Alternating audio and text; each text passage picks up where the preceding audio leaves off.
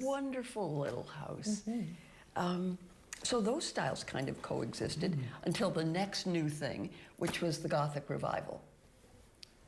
Inspiration for that, the medieval cathedrals with their soaring steeples and their wonderful tall arched windows, the real lancet arch, which is a sharp pointed window, got translated into domestic architecture. There's some great examples in, my favorite is on Bridge Street here, is buff brick. It backs onto the Corby Rose Garden.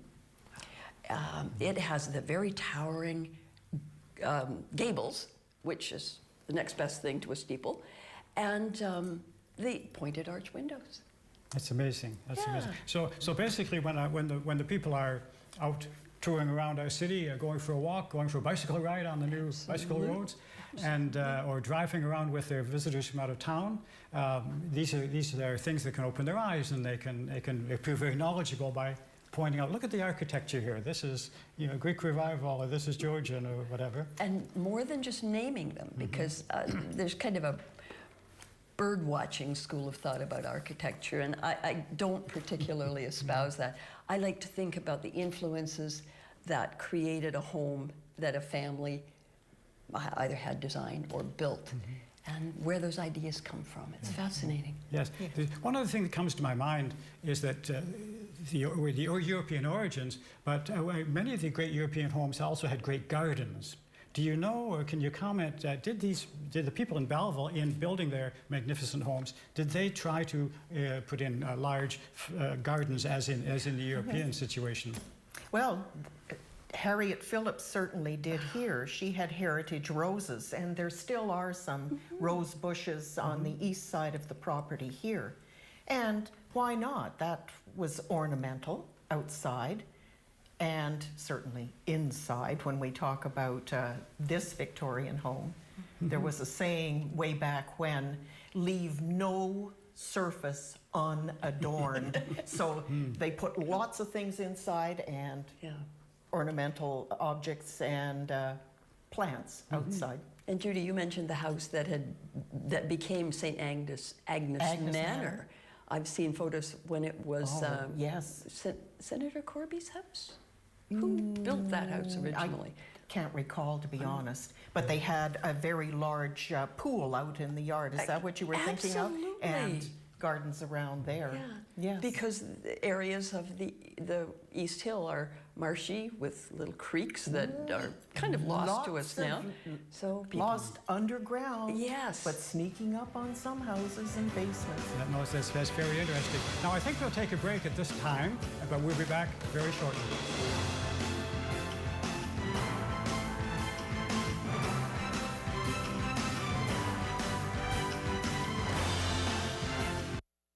Hi, my name is Sherry Barker with the Belleville Children's Safety Village. I had the privilege of working with the YourTV crew on our Kids Got Talent event.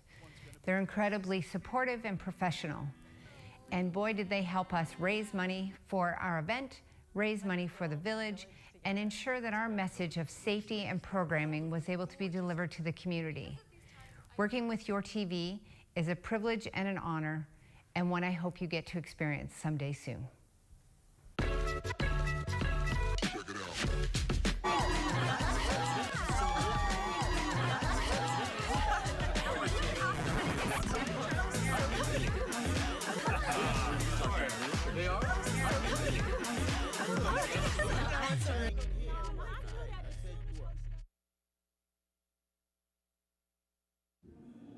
Alcoholics Anonymous. We're here to help. For more information, visit aa.org and download the Meeting Guide app.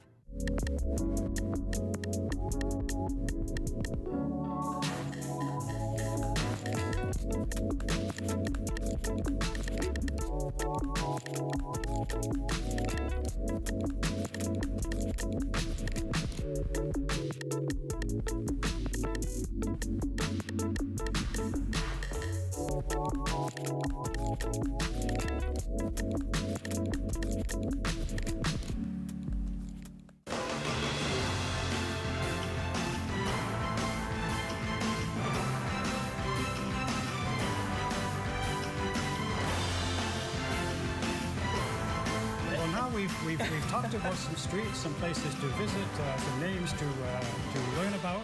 And and I would suggest people may wish to read the book and learn a great deal more. Yes, we've learned about the beauty of the various houses, the structures, and the fact that our forefathers here were very sophisticated people in the houses, in the designs they brought from Europe. So let's go to the next step, and that's out into the streets. And we're so pleased to have today with us Rod Beauvais from the city of Belleville.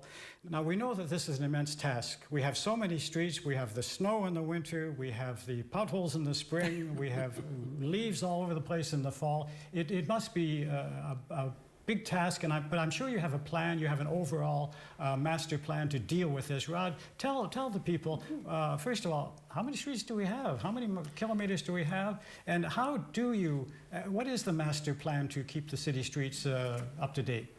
Well, I wouldn't want to say we have a master plan. We have numerous sort of policies and ideas that we try and implement to use best practices to maintain the streets as best we can. Certainly, being in a cold climate in Canada, it's not conducive to long-term health of asphalt. So, which is why we have potholes. And you know, talking about the history of the city, there's so many streets that started out as very small laneways and pathways and have over time evolved into streets, and were probably never constructed to be a street, but you know, the city maintains those as best we can, and over time those streets get reconstructed and with new structures so that they'll be there for the long term. You know, the city has over 500 streets. Within the municipality, there's about 420 kilometers of streets. And if you look at it in terms of kilometers of lanes, which is sort of what we look at from an asset management point of view, it's over 900 lane kilometers that you the say city... a lane as opposed to a street. What? Give me an Well, example. if you have a 2-lane street that's 5 kilometers long, you have 10 kilometers of lanes to maintain. Okay, So we have over 900 lane kilometers that have to be plowed and in the wintertime and maintained throughout the year. So it's a huge task. And Joe Reed is our general manager of transportation in our environmental and operational services department, and he leads a crew of many over there that they have routes identified for plowing, and they have priorities as to when certain streets are plowed and not others, and I know that's always a hot topic in the wintertime. The only street that's as important is my street. Exactly, and it's always last. That's right. So they have priorities that relate to school bus routes and city transit routes and routes that ambulance and fire typically take. So they prioritize some streets over others. Not necessarily the biggest street first, but the high priority routes get taken care of first. Are any of these older streets, we've been talking about the older streets of the East Hill and even the West Hill, we have some older streets, do they present special problems as far as maintenance and upkeep? Well, I think so. A lot of the older streets in both East and West Hill, a lot of them are really just surface treated streets. So they're just tar and chip surface on them. And those, you know, they take a little more work to maintain. They're in some senses easier to maintain because it's not as involved as an asphalt street in repairing an asphalt street, but they don't hold up as well. So there's more work to do, maybe just a little bit easier to do it. And the city is trying to get away from that tar and chip surface treatment type approach to streets. So when we reconstruct streets, they're being reconstructed with an asphalt surface going forward. You've done some reconstruction in the East Hill. I recall some streets that were completely rebuilt. I mean, is that because you have to redo the sewage and the water and everything? Yes, absolutely. So when we look at what streets are a priority, we're looking at what do we need to do under the ground, because you know, we have our utilities there in terms of electrical in a lot of streets, gas and Bell and Cogeco, those types of utilities, as well as our sewer and water infrastructure, gas utilities. So we look at the condition of our infrastructure, and in a lot of cases that may dictate when a street gets reconstructed, more so than the surface itself. So if the infrastructure underneath is in bad shape and you know, the water main has numerous history of breaks, then we need to get to that and replace it. So and when you're digging up the street to replace all that infrastructure, that's the time to redo the surface. So whether you're adding in curbs and sidewalks or just replacing the asphalt surface, that's the time to do it. Yeah. People might not realize just how much is involved in resurfacing a street, because once it's finished, you see a road and a white line, and that's all, thank you very much. But you've got so many services under there, and some of them are very old and have to be replaced. Yeah, no, and it's one of those things, the infrastructure, you know, it's often said that that's sort of, it's something that people don't think about a lot. They, you know, they get up in the morning and turn the tap on and the water's there. That's right. But they're not thinking about where that water's coming from and the whole infrastructure system that supplies it right to their bathroom sinks. You know, I'm curious about one thing. I know where many of the street names came from way back when. Who makes the decisions now? I mean, do they pick names out of a hat? Can John Q. Citizen phone and say, I think a street should be named after me?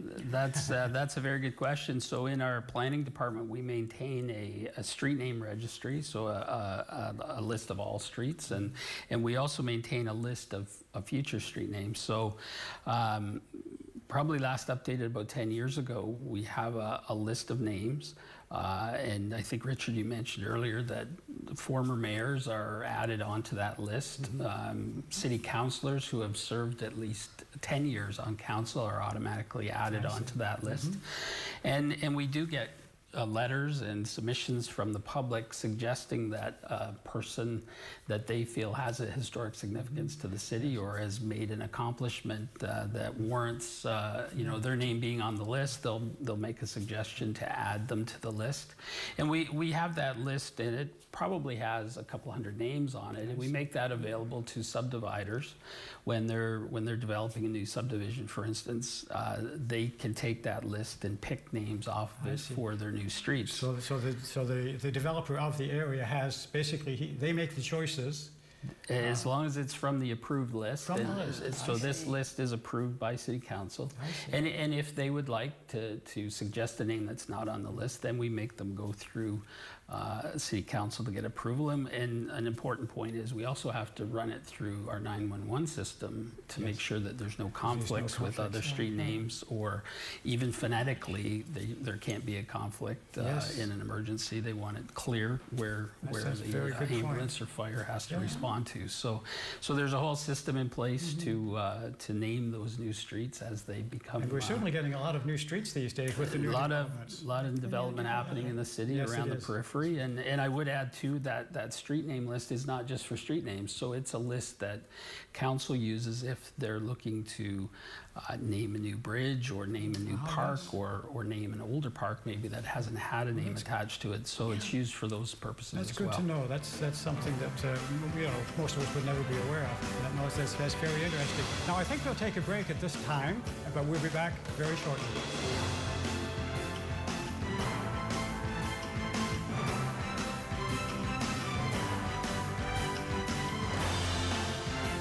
We are your home for local election night results. Your riding, your ballot, your decision. Join us for your vote right here on YourTV, exclusively on Cogeco.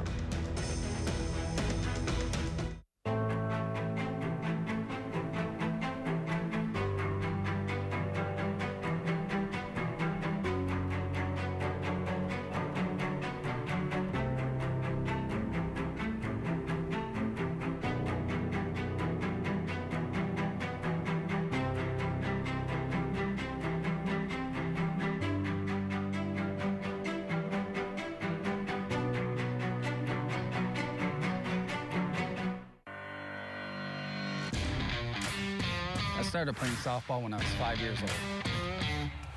I loved it because it was all about having fun with my friends. And it still is.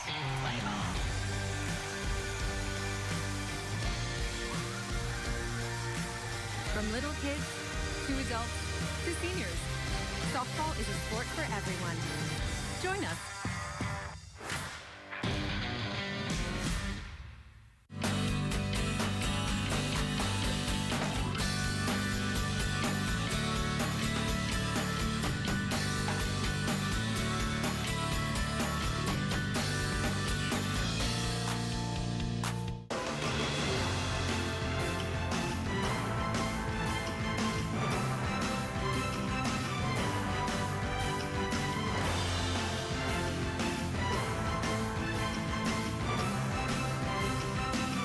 was always interested in where the streets in the West Moira, Sydney area came from in terms of Trip and Pepper. Trip and Pepper have kind of a sad story with them. These two young men, sadly, died in the First World War, but Pepper was a motorcycle racer. Yes. And yes, his story has been told in some local sports books anyway. Yeah. George Pepper and Wade Tripp, as I say, were young men who went off to war and died. And I remember when I was researching for this book in 1978, the Belleville centennial year, I went on Milt Johnson's program on CJBQ and received a phone call from the father of one of those young men who gave me the details. It was a very, very touching moment. So that when Rod was suggesting where some of these names come from, that they also honor young men, in this particular case, who sacrificed their lives for the country during war. But I mean, some of the names are fairly ordinary, like Eleanor Gardens. A woman named Eleanor happened to have property in that area. You mentioned at one point about the architecture and Susanna Moody. We've got Moody Street, Dunbar Street, because they were property owners there once again, and the names were applied. You mentioned streets that changed their names. I can recall from my own childhood, St. Paul Street. Oh, St. Paul Street, because we mentioned the wharf area. Yes, because the wharf kind of had that wharf rat sort of, and I think there was a certain pride in that of the folks that lived down there, that the young people particularly were wharf rats. But Wharf Street was changed to St. Paul Street, that very small little St. Paul's Anglican Church that is on that street. And the chapel is still there. Oh, it is still there, absolutely, right. Yes. So there must be some other streets, some other interesting stories of the names of streets. Could there any jump into your mind? Some of your favorites. You've written the book. Oh yeah. Well, we talked at one point about being careful with the 911, that there not be two streets with the same name. At one time, there was a Herkimer on the West Hill and a Herkimer over here on this side. Something had to give. And again, I think that was the father-in-law of the wife of Mr. Purdy, whose name was also given to a street over there. But we have Sydney Street, we've got Moira Street, many other streets that are named for the various townships here. Dungannon, for example, and Faraday. Yes. They had to have been on the list of names. And streets named after people. Coleman. Yeah, oh yes, because Coleman owned a mill, and his wife just happened to be Jane, and there's a Jane Street. And there's a cute story, though, of Octavia Street. And that was one of Murney's daughters. Anna Octavia was one of the daughters that her name was put on the street. The story goes that one day a horse drawing a milk wagon dropped dead, unfortunately, and the police officer who came to investigate this didn't know how to spell Octavia, and as the story goes, he dragged the horse over to Catherine because he could spell Catherine. Go figure. Belleville has great stories. Belleville has great stories. Indeed. That's certainly the truth. Yes.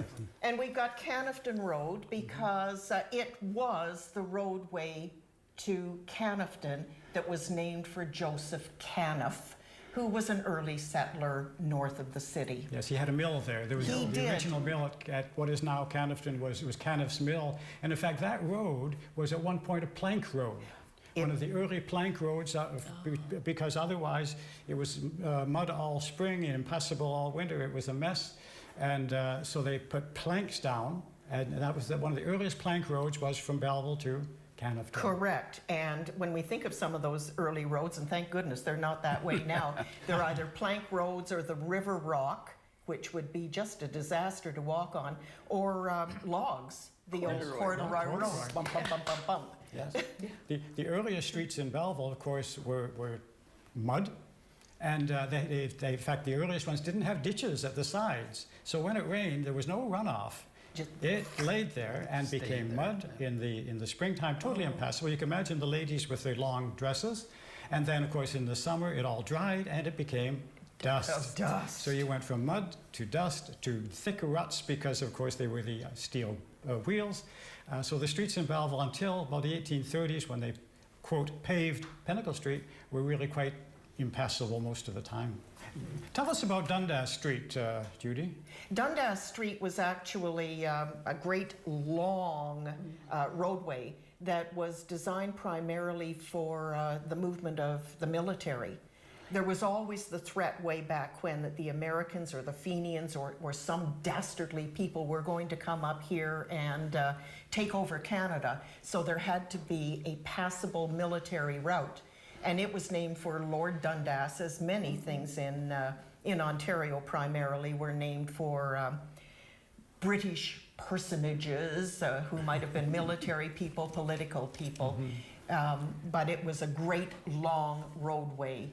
Basically, it passed from York to Kingston, I imagine. Correct, yes, and that was exactly. the first, what you might call the first highway, or highway number 2 today, yes. I suppose you'd call it. Well, it's still Highway 2 that we refer to it That's in right. that But way. at that time, it was little more than a narrow path through the woods, but it was the main road. It was a main road, and yes, so existed way back when for ease of travel. So that's why we can go to many, many communities along the way, as you mentioned, and saying, oh, there's a Dundas Street, and there's another one, and another one. Yes. I wonder why.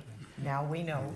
But that street originally, coming in from the east, would have jogged up to go over the bridge, because the first bridge was at Bridge Street, not at Dundas Street. That was a much later addition. Yes. So basically that road would have gone as far as Mrs. Simpson's Tavern, and then jogged up to Bridge Street and over the bridge, and then back down and continued. Up Bridge Street Hill Highland to Avenue. Highland Avenue, exactly, and then back out to Yes. Highway 2 heading west to Trenton. And of course, the nightmare at that time was Bridge Street Hill, which in the winter, way back when snow tires and so on were not used as frequently as now, it was very, very difficult getting up the Bridge Street Hill. Yes. Highway 2 Yes. when you were heading west. The bridge was built there on what is now Bridge Street because that's the narrowest crossing of the river. Further down, where we now have Dundas Street, was of course much wider. So that came later, and of course the train. The tracks. railway bridge too. Yes, much across. later. Yes. That's a great question. I don't know when the city first developed a public works type of operation. There were probably people who were hired to smooth the ruts out on the main streets in the springtime when it started to dry out. So that they would become passable, and I'm sure merchants downtown, for instance, you know, they would have built wooden sidewalks in front of their store to allow people the ease of walking along out of the mud to get into their establishments. We know the answer for the country because you had farmers were obligated to maintain a certain piece of road. Statute. Right. Statute. Yeah. In the city. I know that when they first paved Front Street, the merchants had to pay for that paving, not the town. Yeah, the local improvement was a typical method that municipalities used to redevelop streets or reconstruct streets, and then you paid for it based on your frontage or your assessment of your property.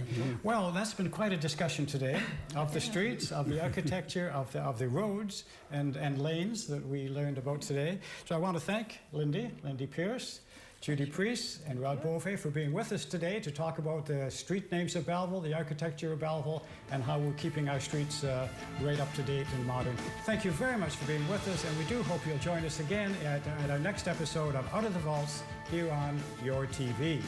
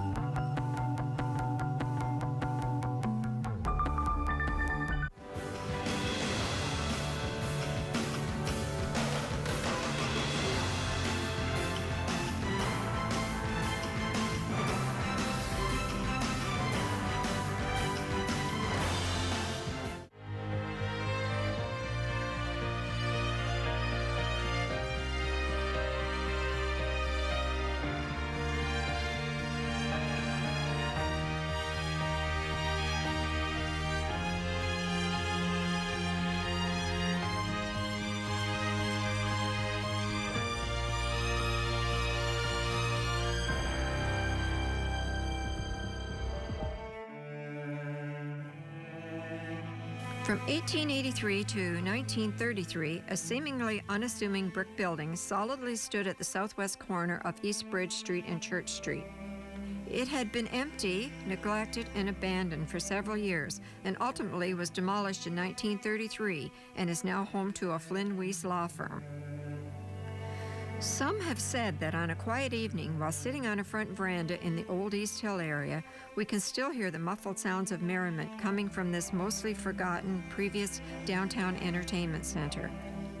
The Griffin Opera House, also known as the Belleville Opera House, the Carmen Opera House, and the Queen's Opera Palace, became a shining beacon of light for Mr. John Griffin. He went on to form the Griffin Amusement Company in 1906 and continued to dominate the music and theater scene until 1922.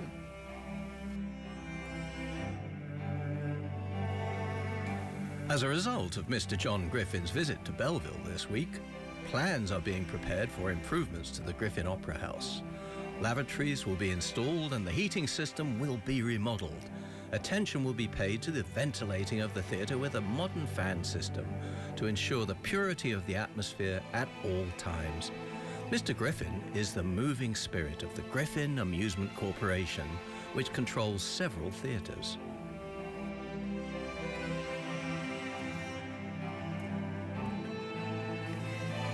Mr. Griffin also owned the Palace Theatre on Front Street, which sadly burnt down in 1920. Actress Beatrice Lillie sang at the Palace Theatre, as well as numerous other venues across the country. She was one of the last and funniest silent film eras and seamlessly transitioned to movies and stage. Although not a literary success, her autobiography titled Every Other Inch a Lady is still one of my all-time favorite books. The 1,300-seat theater was said to have been built on an incline to give everyone in the audience and galleries unobstructed views. There was a 37 by 50-foot stage plus a lower-level basement featuring a large hall, dressing room, and storage for stage props. The costumes were dramatic and lavish, bright and flashy, as were the 5-act plays performed nightly. Local music and musical drama lovers came in droves to this garishly lit brick building overlooking the Belleville Armories. They laughed along with the traveling minstrels on circuits throughout the area. They cried while watching the melodramas such as Uncle Tom's Cabin and Perils of Pauline on the silent screen. At other times, the audiences were enthralled by exciting vaudeville acts and top tune shows. An eclectic range of jugglers, magicians, and noted singers on their way to larger centers, plus military bands in full uniform and local talent alike, were introduced from the stage at the Griffin Opera House in downtown Belleville. Silent films were trendy at the turn of the century. They welcomed new screen heroes such as Rudolph Valentino, Charlie Chaplin, and Clara Bow. Fans could not hear their favorite actors, but they could now see them. For the regular price of 25 cents, admission could be gained to Opera House for each show. Artists and wealthy patrons mingled with guests at the chic openings. They could forget their troubles for a few magical hours. The Roaring Twenties brought a whole new wave of excitement, money, and passion to the country, with the addition of the talkies and sound taking over the business theater. It marked the beginning of the end for the silent film industry, and for Mr. Jack Griffin as the final curtain fell on the theaters. A significant era of culture and entertainment shuttered its doors in our Quinte region and across the country.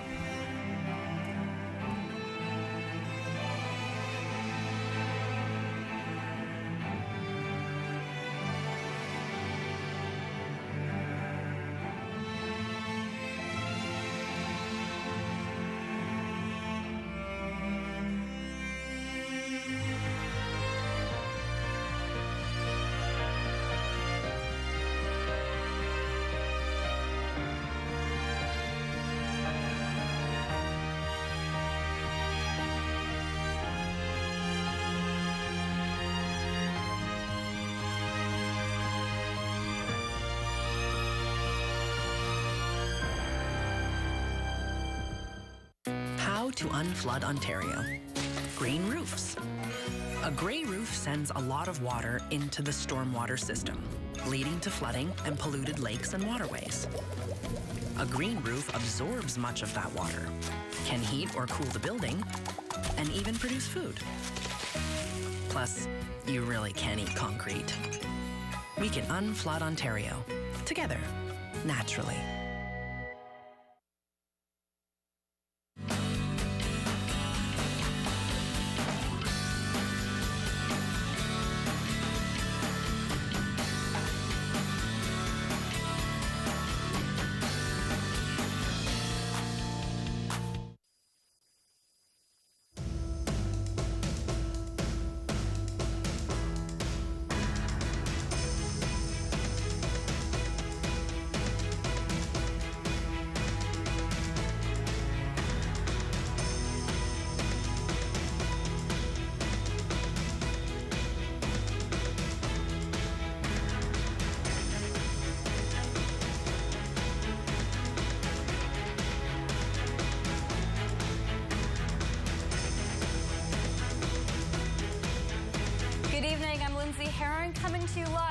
YourTV Quinte studio here in downtown Belleville. As the time has come, we are going to bring you all the results from the provincial election as they come in. The polls have just closed. Well, with the pandemic and everything else, Elections Ontario announced coming into tonight that nearly 10% of eligible voters cast their ballot in advance polls. That works out to be about 1.7 million votes during the 10 days of advance polls, which is a high number as there are 10.6 million voters eligible. Now, in the 2018 provincial election, the last time we saw you on this show, 700,000 voters, so just under 7% casted in the 5-day advance poll period. So we've got a bit of an upswing with the pandemic, mail-in ballots and everything else. Heading into this round, Elections Ontario sent out 120 mail-in ballot kits, and they had to be into the Election Ontario office by 6 p.m. today to be counted. So who will form the 43rd Parliament of Ontario? A number of polls and prediction sites still say that Doug Ford is on the way to win the second majority government. We'll see what happens. Big news, though, is what happens to NDP leader Andrew Horwath, who is looking for the keys to the Premier's office for the 4th time. Also another storyline, Liberal leader Stephen Del Duca. What happens to him? He's on the verge of possibly losing his own seat. So navigating all the storylines and headlines, it is an absolute privilege to be joined by Richard Hughes once again beside me. He is the president of the Hastings County Historical Society, has several shows here on YourTV Quinte, the historical expert. He's got all the trivia, all the facts for us tonight. And leading the way, helping us out on the Northumberland County side, just to the west of us, is Mark Rockburn, a producer with YourTV Northumberland. So guys, great to have you on the show. We've got 3 ridings to get to: Bay of Quinte, Hastings, Lennox and Addington, and Northumberland, Peterborough South. So Richard, what are your thoughts heading into this one? You've certainly been well prepared. Well, indeed, elections are always exciting, and when we gather on election night, we're always very charged up. You know, some would say, as you commented a bit earlier, the results might be known or anticipated by people, but you know, elections are elections, and votes are votes, and you never know. You never quite know just how it will come out. But before we move into that, the folks that here at YourTV want to make 2 comments. One is that today the whole Quinte community lost a very important member in the passing of John Smiley, who operated the Your Independent Grocer in Trenton for many years, but he was a very important citizen. He made many contributions to the whole community. So we want to note that, and we're very, very sad indeed to hear of his passing. And one other comment, and of course a very happy one, today, June the 2nd, is the 70th anniversary of the coronation of Queen Elizabeth, her Platinum Jubilee, and I'm sure everyone who joins in admiring this amazing lady, 70 years our Queen, and the way she's conducted herself. So we wanted to comment at least on those, and before we move into the rest of our election night coverage. Yes, Richard and Mark, I mean, times, they are changing. So let's dive in briefly before we bring in our first guest. We'll go to the Bay of Quinte riding first. Across the board, whether it's Hastings, Lennox and Addington, Bay of Quinte, or Northumberland, Peterborough South, our incumbents are Conservatives, so blue straight across the board. We'll see if that trend continues. As for Bay of Quinte in 2018, Richard had a fabulous recap for us with the stats. The winner was Todd Smith, Progressive Conservatives, with 48% of the vote. Second to that was the New Democrat at 31%, and Robert Quaife, the former Prince Edward County Mayor, the Liberal, at 14% of the vote. So it was Conservative, New Democrat, and Liberal in the 2018 election. Total votes were 50,442 valid, and the eligible voter turnout was just about 58%. So that's the rundown for us here. This year's candidates, we've got Todd Smith once again, the radio journalist, has been serving as the Minister of Energy. Most recently, a big thing that the Progressive Conservatives were campaigning, of course, was when they dropped that budget, April 28th, just before the writ had dropped. That was basically their campaign platform. And I remember the last official event we had before the writ was dropped was we were behind one of the car dealerships on Millennium Parkway here in Belleville, and Todd Smith and Daryl Crampon, our elected representatives at the time, had said, Highway 401 expansion, it's coming. We're going to go from 2 lanes to 6 lanes. We'll see what happens there. A big note for many mayors, especially Belleville Mayor Mitch Panchuk, is the commitment to possibly develop the Belleville East Arterial Road. That's been a big sticking point as the industrial park continues to expand. City of Belleville has long said they don't want the big trucks on Kennington Road, and certainly Mayor Mitch Panchuk eyeing to get that done. So the Bear Highway for One expansion, certainly big topics for Todd Smith. We'll see if that comes to fruition if he gets reelected. On the New Democrat side is Allison Kelly, the trustee with Hastings Prince Edward District School Board. Now, she temporarily left that post because she is campaigning. Volunteer at County FM. She began her career as a project manager and worked initially on the Poverty Roundtable in 2018. And Allison said that's what got her initially into politics for the New Democrats. Emily Lenevue with the Liberals. She grew up in Frankfurt, and she's one of the Liberals' under 30 candidates in this provincial election. First time running, Loyalist College grad, and has worked in various science fields and communication project management, and she's bilingual too, which is a fantastic asset, especially for a young person. And Green Party, it's Erica Charlton. That name might be familiar. She was a federal candidate for the Green Party in last year's federal election. And we have 2 new people in the race this time for the Bay of Quinte. From the New Blue Party, a brand new party, the first time they've run a provincial election, Rob Collins, who's been in the fire service for the last 30 years, lives in the east end of Belleville, and Noah Wales from the Ontario Party. From Alberta, he says he not always was a big political fan, but in recent events in the last 4 years, he told us at 91X that he has a lot to learn, got asked to do it, and certainly jumping right in. Main 3 things they say, though, in the Ontario Party is freedom, faith, and family. So big trends in that platform. So those are your 6 candidates in the Bay of Quinte riding. Lots of stories to keep an eye on, especially locally as Belleville, Quinte West continues to expand. So, Richard, I'll let you take it away on the next riding. Yes, indeed. Hastings, Lennox, and Addington riding. I find it to be a very fascinating riding. It's the largest by far, almost over 8,000 square kilometers. You know, it's 5 times larger than Bay of Quinte riding. It's immense, very agricultural, stretching right from the Bay of Quinte all the way up to Algonquin Park. So it contains a lot of rural areas, towns, and villages in that area. It has the smaller population, smaller of the 3 ridings that we're looking at, only 94,000 people, and spread very thinly. And also in Hastings, Lennox, and Addington, there's no incumbent. In the 2018 election, Darrell Cramp was the Progressive Conservative candidate, and he polled just over 50% of the vote. He's always a very popular person. As you know, Mr. Cramp, he served 11 years in the federal government as the MP for Prince Edward Hastings, and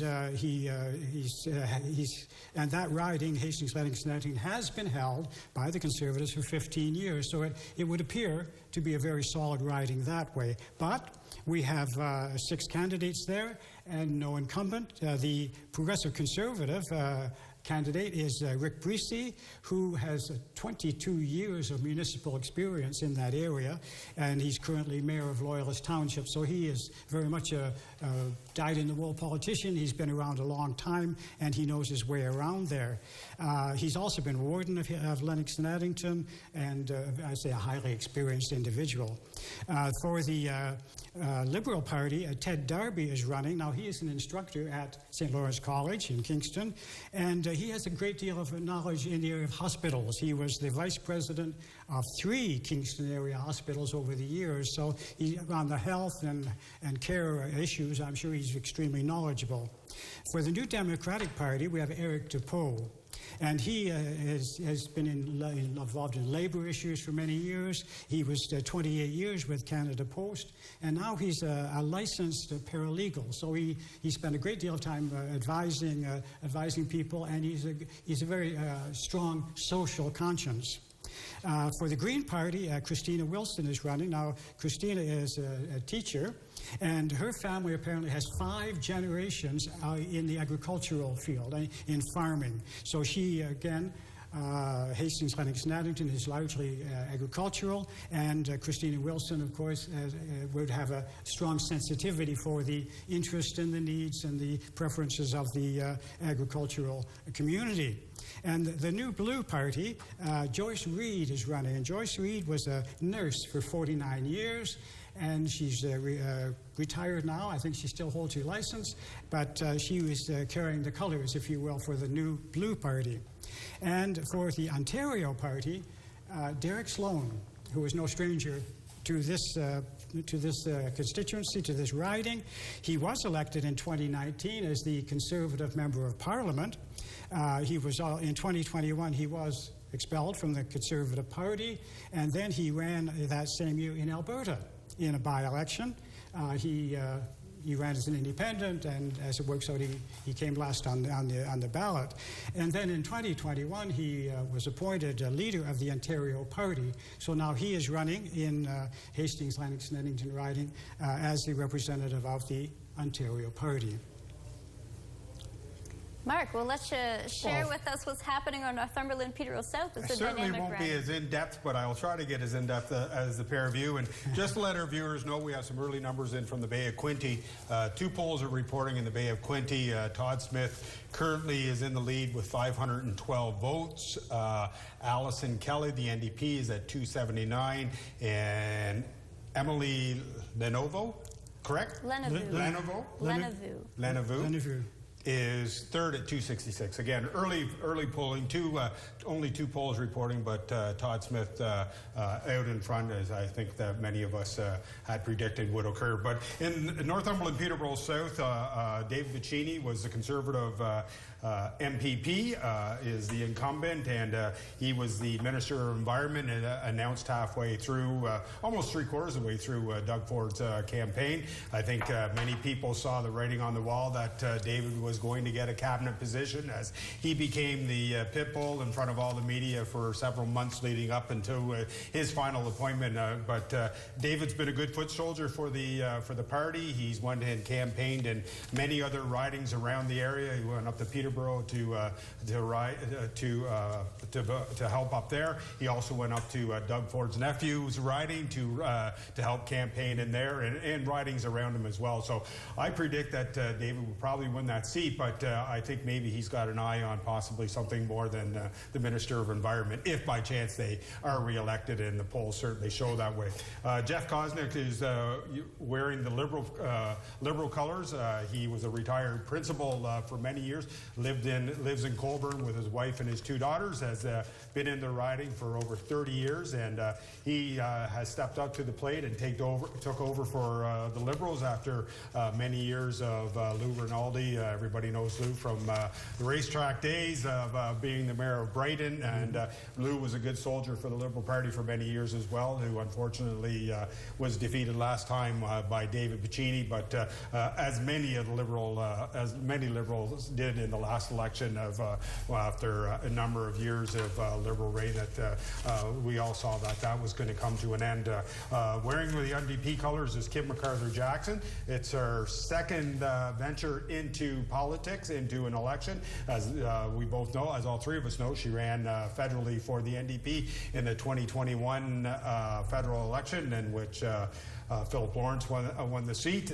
Wearing the Green Party flag is Lisa Francis. Lisa lives in, I'm going to make this mistake, Brighton, I'm going to say. I do believe it's Brighton. She worked at Loyalist College for a number of years. She is the dance choreographer for Dancing in Quinte, that they put up, the fundraiser that's put on here, and now she works down at Queen's University. And Joshua Chalib was the new blue, wearing the new blue, and the candidate for the Ontario Party is Vanessa Head. As I stated, it will be interesting to see. I think David will win his seat again tonight. My prediction is wondering if he will get over 50% of the vote in that riding. And one tidbit of information, the highest turnout of all 124 ridings last election, Northumberland Peterborough South was the highest voter turnout at 64.6%.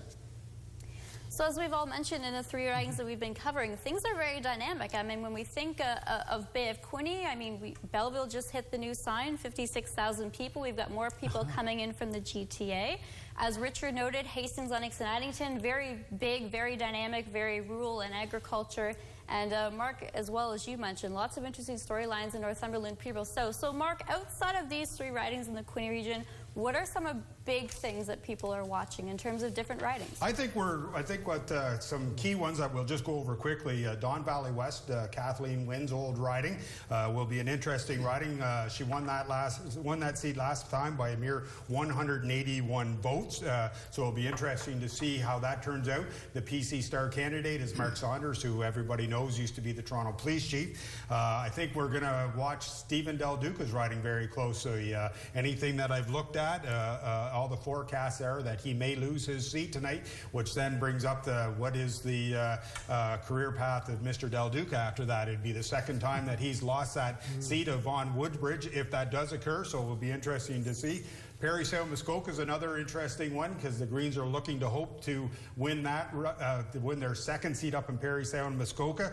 Mac Richter is the Green Party candidate. This is his 5th time that he's running. The Liberals don't even have a candidate running in that riding, but the PC candidate is former Bracebridge Mayor Graydon Smith. So the PCs do have a big name candidate as well. And just one other one before we bring our guest on is we'll look at is Paul Miller, the NDP for Hamilton East Stony Creek. He was a member for the party that was removed just before the election. He won his seat and has held it since 2017. Since 2007. So it'll be interesting to see. He's running as an independent this time. It'll be interesting to see if he does hold that seat. And just some early numbers as well from Northumberland, Peterborough South. David Bacchini, 1326, ahead by almost 600 votes over Jeff Kosnick at 798. But I'll throw back to you, Lindsay, to introduce our first guest. Well, yeah, as we were just saying, it was billed as a fast and furious way after the polls, but as Richard said, things can change any moment. So thanks for hanging along with us as we welcome in our first guest. It was curated all by Mark Rockburn, our Northumberland expert. So joining us, you might have seen him on YourTV Quinte the last couple of years as a member of the Cobourg Cougars organization, but his primary job well before that is with Summa Strategies. Adam Yon joins us, no longer with the Cobourg Cougars, but an asset here on this program as we talk politics and bring everybody up to speed. So Adam Yon, so great to see you in this context. Thanks for joining us. Thanks for having me, Lindsay. So Adam, what are you seeing? And before we walk through this, describe to us what Summa Strategy is and what your role is. Yeah, for sure. So I'm a senior consultant with Summa Strategies. We're a government relations firm based in Ottawa. I live in Cobourg and kind of head up our Ontario operations at Queen's Park. Been involved in politics for a number of years and act as a political strategist. So you wrote a great piece just when the writ dropped. Describe us what some of the storylines you've been watching and what's been catching your attention, especially this afternoon. Yeah, the two biggest things were what are going to be the main issues. And the primary one was going to be affordability, and the second one was going to be how do people respond to Doug Ford's handling of the pandemic. I think those were going to be the big questions as to whether or not Doug Ford was going to get a second majority government, and it sounds like he's well on his way for that. It will be the first time in 15 years since Dalton McGuinty won back-to-back majority governments in 2003, 2007. And so the campaign, or the budget, I should say, was largely a campaign document. It was what the government was going to be running on. And it was going to be up to the opposition parties to kind of make this a change election, similar to what we saw in 2018, higher voter turnout. And they needed the one party to kind of be the flag bearer, should we say, for the change vote to mobilize behind. And we'll see whether or not they're able to do so. Mark, I'll let you go to the next question as we dive into more storylines. Adam, I've talked to you earlier before about this, before we came on the air, and I've talked to some former colleagues and current colleagues as well, that my thought is that the pandemic, it was certainly a factor in Doug Ford getting reelected. If you look at his numbers pre-pandemic, he made some, I would say, mistakes. He certainly changed the way Toronto City Council was formed and the way it ran, which not many people wanted. He was at war with the Teachers Federation. The autism file was a disaster under Lisa MacLeod.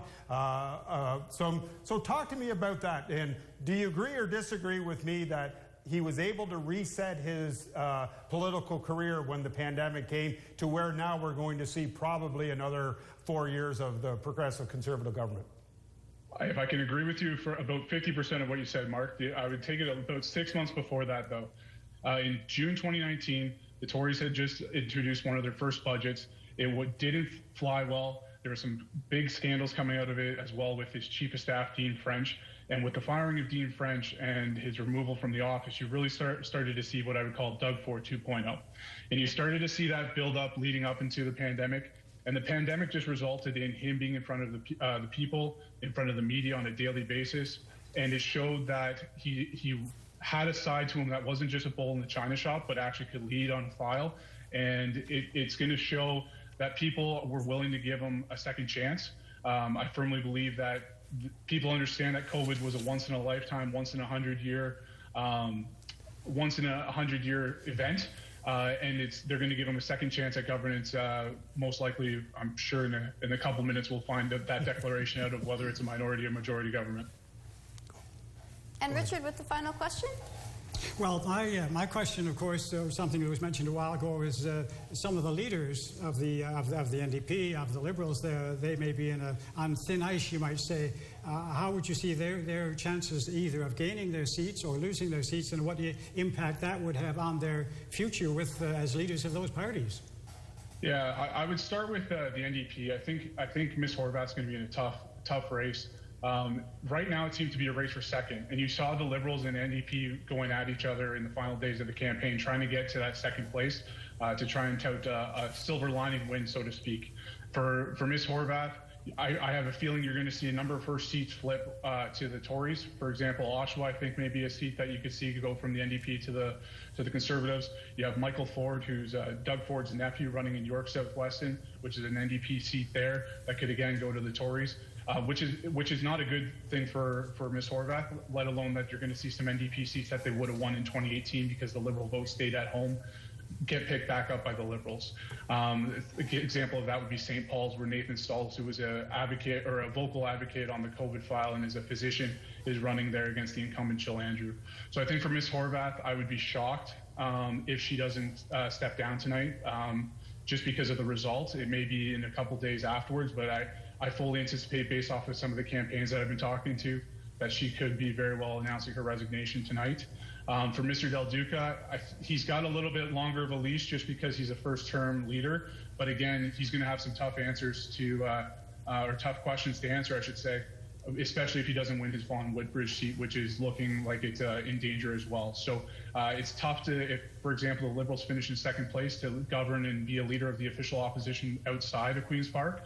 And he's going to have to appoint a person that he trusts. John Fraser led that way prior to the election, but he's going to face some tough questions, and I'm sure there may be some knives out possible.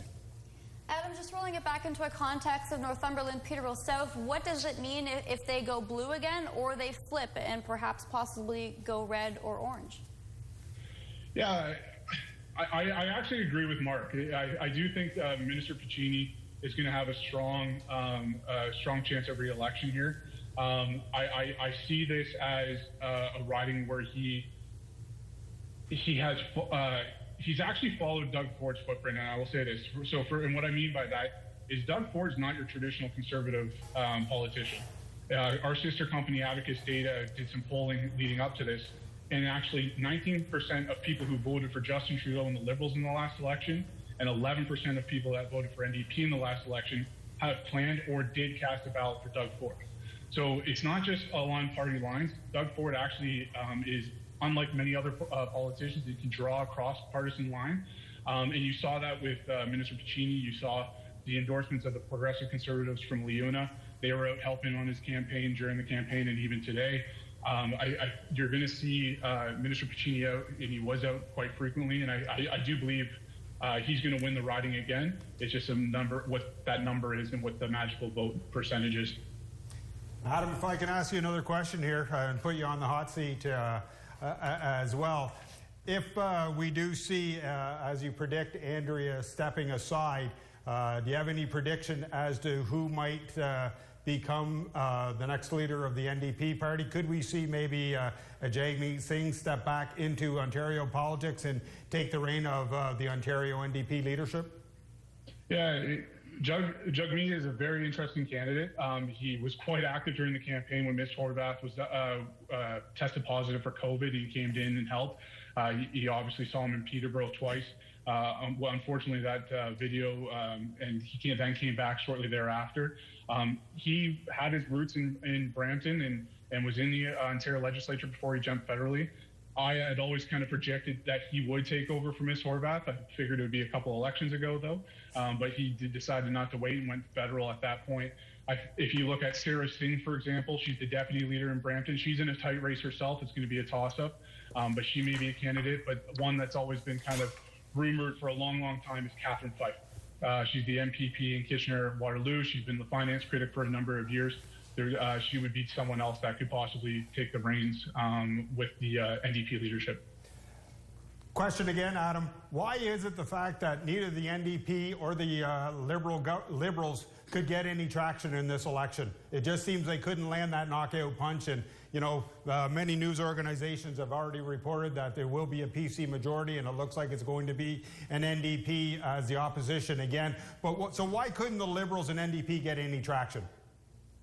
I think it came down to the ballot box question. And the PCs, if you look at their budget, focused and read the room that affordability and day-to-day cost of living was going to be the primary focus for many people. Yes, healthcare, which is always one of the top issues, would be there. But the NDP, I felt, put a little bit too much into that. They tried to put a little bit too much into Premier Ford's handling of the COVID pandemic. And for the Liberals, you saw the ballot question. They really took a gamble on education. They were focused and they were touting how there was going to be $10 billion saved by canceling the Highway 413. That was one of their primary messages. And they were going to divert that money into education. And again, it just wasn't one of the ballot box issues. And I go back to my point where Doug Ford's not your traditional politician. He's not your traditional conservative leader. And he can draw from a wide base. And I think the NDP and the Liberals, just this campaign, misread the room. Adam, thanks for joining us. And just before we let you go, I want to congratulate yourself and Rachel on the arrival of your new baby son. And congratulations. And I'm sure you now look at life a little differently now that you're taking care of a little bundle of joy. Thank you so much. Appreciate it. Once again, Adam Yon from Summa Strategies. Mark, that was a great selection. Thanks for bringing him on with us. That was fabulous. And it's his first time doing it. Adam and I spoke beforehand. I've tried to get him on a couple of times on a couple of different shows and such. But as he stated, when you put yourself out there and sometimes make a comment or so, those key allies or contacts you have in political parties sometimes shun you when you don't say things favorably in their way. So he was, this is his first time he's actually put him outside like that. So I do thank him for coming on board with us. Yeah, and we might have to call him for the municipal election show in October, Richard. We'll have to see. Indeed. Well, we look forward to the October, but as I say, it appears that this election is coming to a head now, and of course the results were not unanticipated. So, but nonetheless, there's a lot more to talk about, and a lot more information to pass on to our viewers.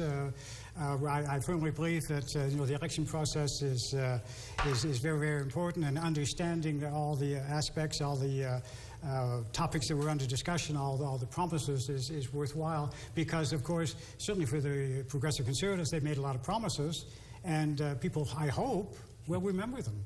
Yeah, either way though, it's so important to vote. If you're eligible, thank you for voting. If you went out to the polls today, that's Absolutely. Great. Well, Richard and Mark, let's regroup. We'll take a break. We'll scroll on Twitter. We'll be back just shortly with more election coverage right here on YourTV.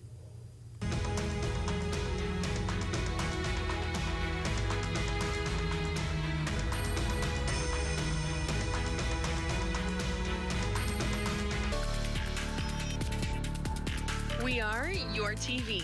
Connect with us. YourTV, truly local.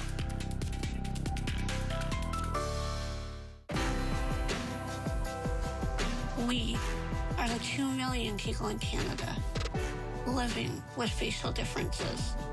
We live our lives just like you. So drop your stares, comments, and assumptions about who we are. See beyond our faces and see everything we are. Visit beyondmyface.com and join the movement to create greater acceptance of the facial difference community.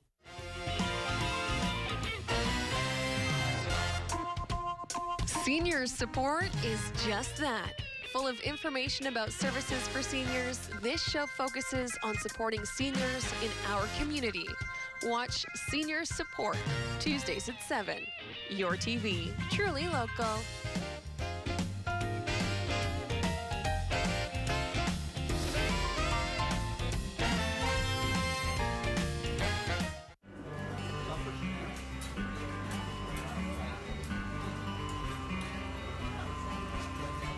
Hi, I'm Mark Staffen, a drug recognition expert with the Ontario Provincial Police Prince Edward County Detachment. I'm here with Mason Reeves of the Wellington Dukes. No amount of drugs or alcohol in your system is safe when driving. Highway safety is a team sport. We all need to do our part.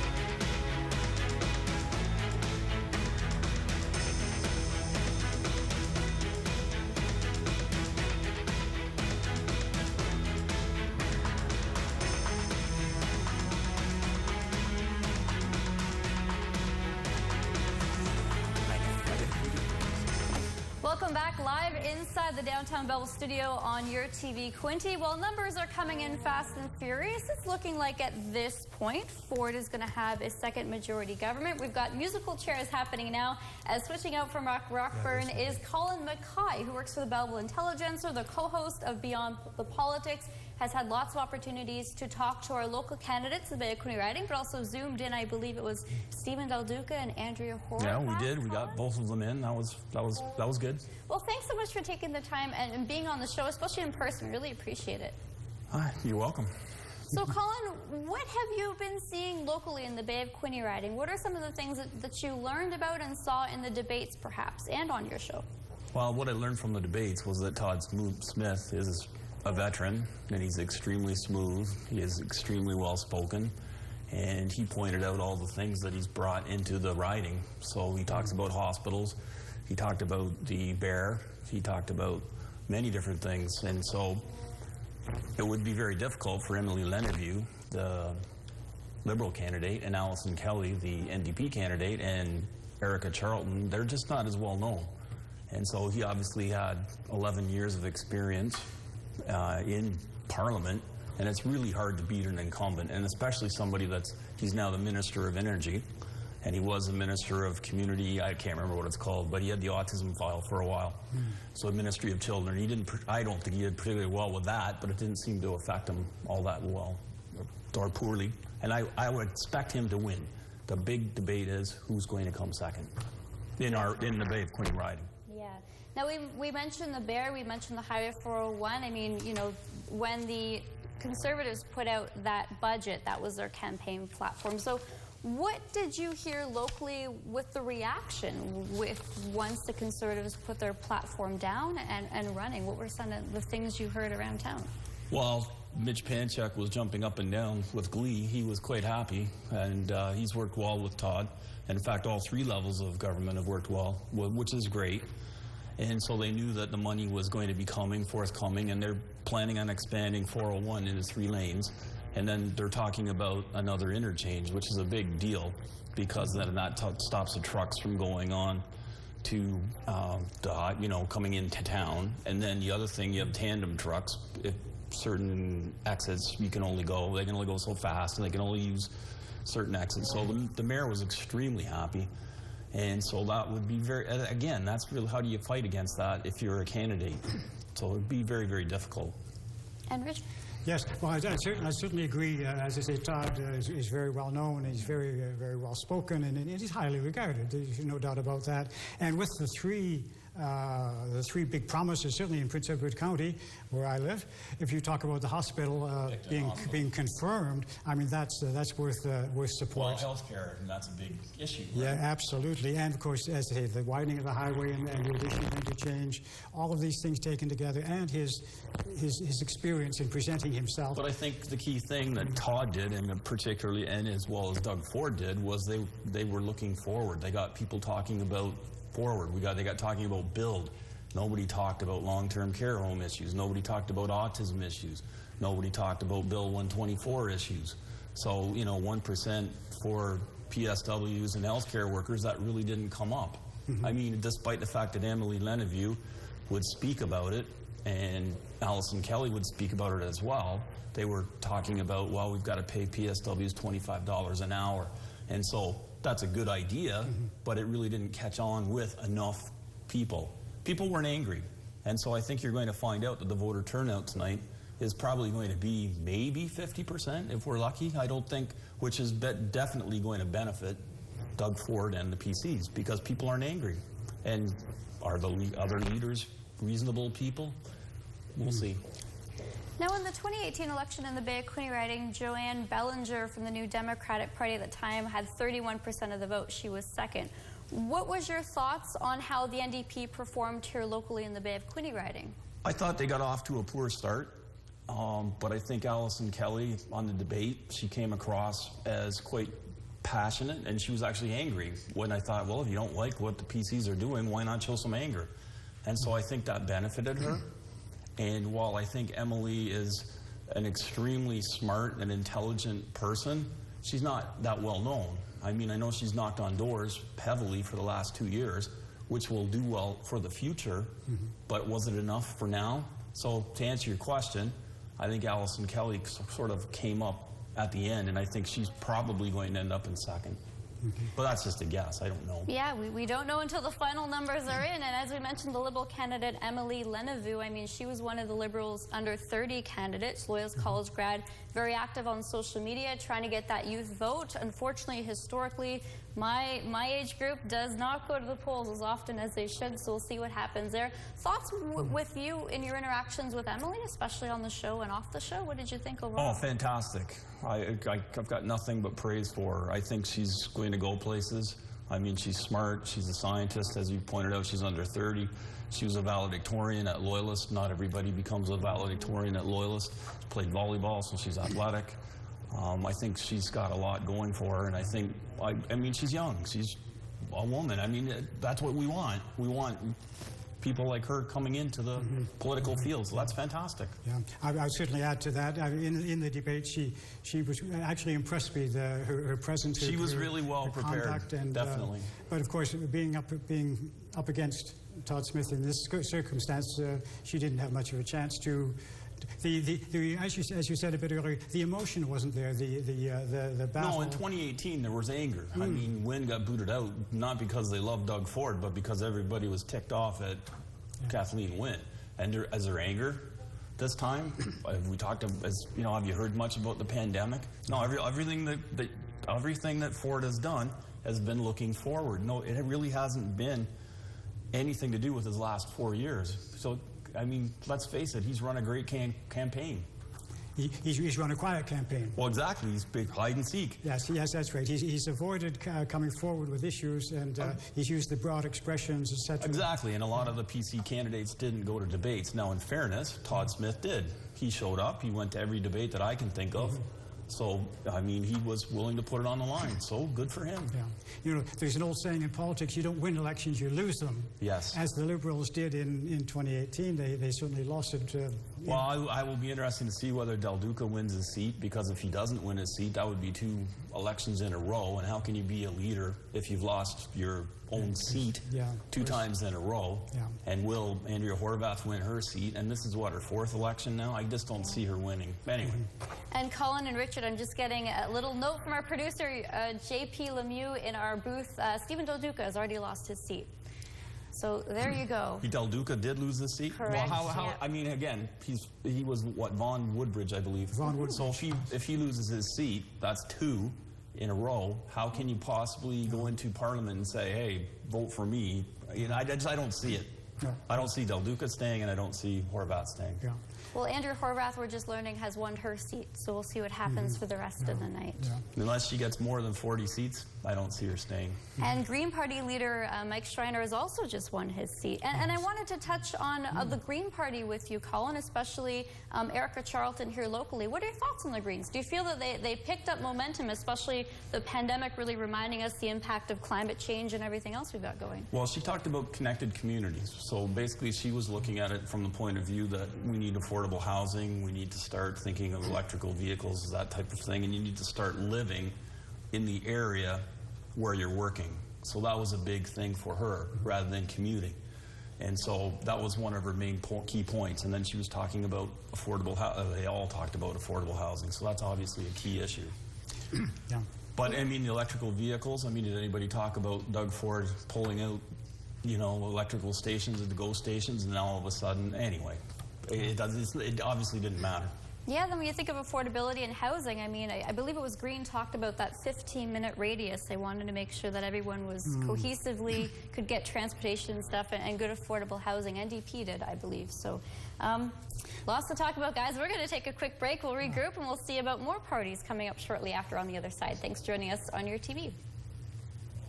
Thanks, Colin. Appreciate it.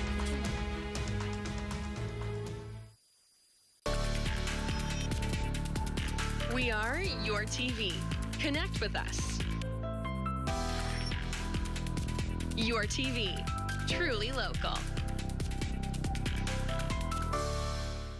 Things seem to be getting back to normal for these connoisseurs. Now you can go and taste or drink some fine vintages again. Ah, a return to normalcy for these two lovebirds. Now you can finally have that specialty drink your favorite bartender is known for. Pace yourself, though. It's been a while. Now you can hit the town again, sharing stories together for the crazy year we've all had. But you still can't do that. Join me, Sandy Barnes, for In the Spotlight. We'll be showcasing women in aviation for International Women's Day. In history, we have many female aviators, like Amelia Earhart. There were a lot of female aviators early on. How did you get involved in aviation? When I was 5 or 6 years old, I watched the movie Peter Pan, and I just knew I wanted to fly too.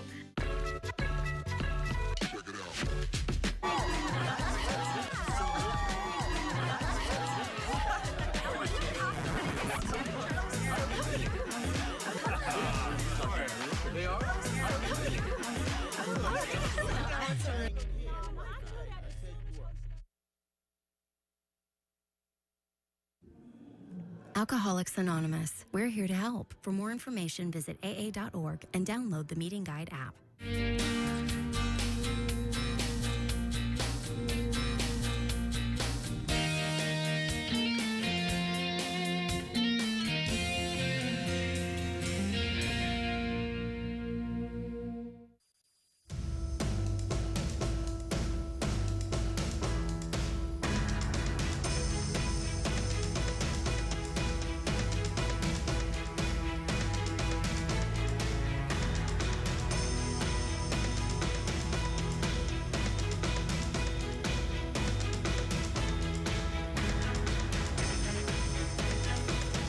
Welcome back on YourTV Quinte. Great to have everyone joining us from Hastings, Lennox, and Addington and towards Northumberland Way. I'm Lindsay Heron, joined by Richard Hughes once again. The dynamic duo is back, along with Mark Rockburn, our Northumberland Peterborough South expert. So, Rock, thanks so much for switching chairs with Colin Mackay there as we get some numbers fast and furious. So take it away, Mark. Well, there are, as stated earlier by you, Lindsay, it's going to be probably a PC majority. It looks like the NDP will be the opposition party once again. As you stated, Stephen Del Duca is currently has lost his seat. So as you talked about in the last segment, what's his future? All three other political leaders have won their seats handily, which is no surprise to ourselves. There is one independent that is currently leading. I'm trying to track it down, but I can't seem to get to the bottom of it. But No surprises, which we thought there might have been a few surprises in and around our area, but Todd Smith has won, David Piccini has won, Dave Smith up in Peterborough has won his seat as well, and if I can quickly, while we're sitting here talking, trying to bring up Hastings, Leamington, and Addington, and Rick Breezy. Brzee. Where's Ann when we need her? Seeing Ann's an old friend of his, and he's been elected as well. And Derek Sloan, who is the leader of that party, Ontario, 497 seats, a distant distant fifth currently right now. Fourth. Sorry, she is ahead of the New Blue candidate, but and currently ahead of the Green Party as well. And Christina Wilson, running for the Green, I do believe she ran for the Green Party in federally for in Northumberland, Peterborough South last election, if I do remember correctly, in my old age isn't mind hasn't lost me. So hopefully we're going to catch up here with David Piccini. We have an interview scheduled with him in about 5 minutes, and just got word from his campaign team, and they are on schedule. So hopefully we'll be able to talk to David through Zoom here in about 5 minutes. But what are you seeing so far, Richard and Lindsay, and your thoughts on the results so quickly and how quickly they have come in? And certainly it's been a landslide, as everybody predicted. Well, we see on our screen the Progressive Conservatives sitting at, I think, 77. In the last House, they had 76. Right. So if that holds up, and of course we're far from finished the counts, they would be holding their own, maybe up one. So that's as anticipated. The NDP is currently sitting at 27. In the last election, the last House they had 40. If again, unless that number goes up considerably in the next short while, they will have dropped back considerably. And the Liberals, I believe, are certainly sitting at 8, at least leading in 8. And of course, they won only 7, so there's little change there. But there's a lot yet to be settled. Yeah, and Richard, you gave me the great tee up there, because you just reminded me on a poll that we saw. I mean, a lot of this we're coming into, you never know, as Richard said, until everything's officially done, officially counted at the end of the night and into the next couple of days. But a lot of trends continue in pandemic elections right now. There's a great poll published on Global News yesterday. Global News asked Ipsos Polling to do a poll for them specifically for Global News, and they found with their respondents that the respondents felt that Doug Ford would get 41% of the decided vote, up 3 points from the middle of the campaign. So 41% of people that Ipsos talked to on behalf of Global News said, yep, we're going to go with Doug Ford, and we're completely confident in that. They said, though, that the race was tight between respondents, going between the NDP and Liberals. NDP finishing second in this poll at 25% of the vote, and Liberals just at 24%. It was Green Party unchanged at 6%, New Blue Party at 4%, and 4% said they would not vote. But 6 out of 10 respondents who declared support for a party in this Ipsos poll published on Global News said they're absolutely certain of their choice. And the interesting thing to pick up, I think, especially with these days, is gender among men and women. PCs dominated the vote with 49% of men saying. NDP, 21% of men said they would vote. Liberals, 19%. Greens, 7%. And with women specifically in this Ipsos poll, they found that none of the parties stand out with the three-way stat tie. And the PCs lead the most, with those aged 55 and older at 48%. And when you look at the age group of 35 to 54-year-olds, the PCs still had a big lead, more people leaning towards Conservative.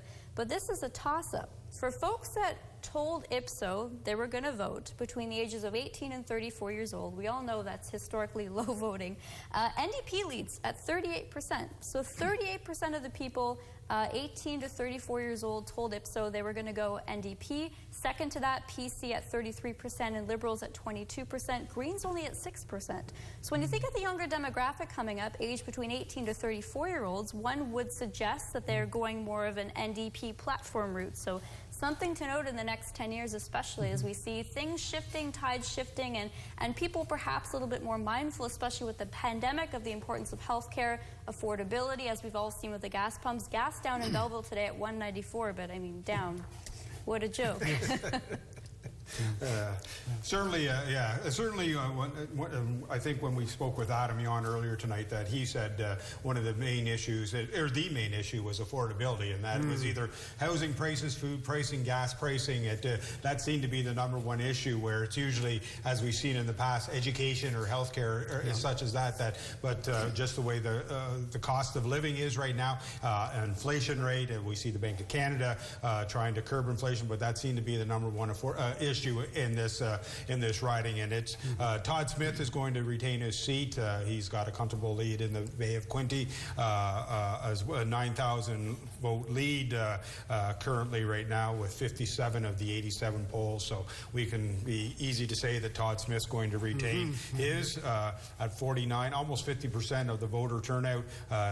Dave Bicini, we can say, has won his seat again, where he's currently 51% of the vote right now, of 44 of 104. So certainly that blue wave that we see when you look at the map, almost from the Durham border east, other than a couple of small pockets, one being in Kingston in the Islands, was independent, or sorry, was NDP, and I think it's going to go Liberal this time. And then you get that pocket in Ottawa where you get those 4 or 5 Liberal seats in Ottawa. But it's pretty blue from when you get outside of Durham and head east to the Quebec border and up north as well. Well, let's just set up on the blue wave of what might be coming. Of course, all this is still unofficial, but the numbers aren't lying at this point. So in regards to platform, Richard, let's go on some of the issues and things we were kind of pointing out. So I think it'll set up our viewers great, especially if David Piccini has a chance to join us shortly from Northumberland, Peterborough South. But in regards to affordability and housing, on the Progressive Conservative platform, once again, largely campaign on highways and healthcare. Their pre-election budget, released at the end of April, served as their campaign platform. Budget has $198.6 billion in spending. Promised to expand the number of people eligible for low-income and family tax credit. And Ford had said that through various tax credits and cut to gas taxes, if he got in, that would save the average person roughly $15 a week. And housing, they're talking about 1.5 million homes. So on the gas tax, yes, the Conservatives are saying they'll reduce it by 5.7 cents for 6 months. For 6 months, but always bear this in mind. In all of these promises, there are time frames. Sometimes there's 10-year time frames, 8-year time frames, and of course the government's elected for 4 years. So, but you have to bear in mind. Certainly, a lot of people, certainly in my age group, are concerned with health care and long-term care, and there were many promises made. It was again, the debate wasn't emotional. It wasn't an angry debate, but the PC's focused, of course, on medical education, which is interesting, and they've promised $42.5 million over 2 years. Now that's a very short term, and it's a substantial amount. And recognize the number of nurses who are leaving their careers through burnout, through frustration, through many things. He's promised a $5,000 payment for any nurse who stays on the job for the next 2 years. So that's an incentive on that. But now the Liberals took a slightly different view on this, and they looked at the surgical backlog and the waiting times, and they promised $1 billion to clear the surgical backlog and all this waiting times.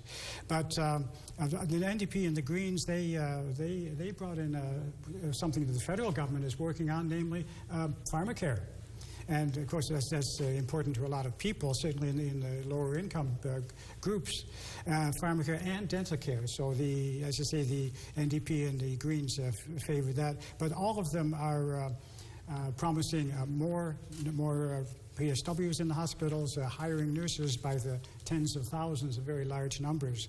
But in long-term care, again, that's something that was highlighted during the early years of the pandemic, the terrible situations which arose in long-term care homes, and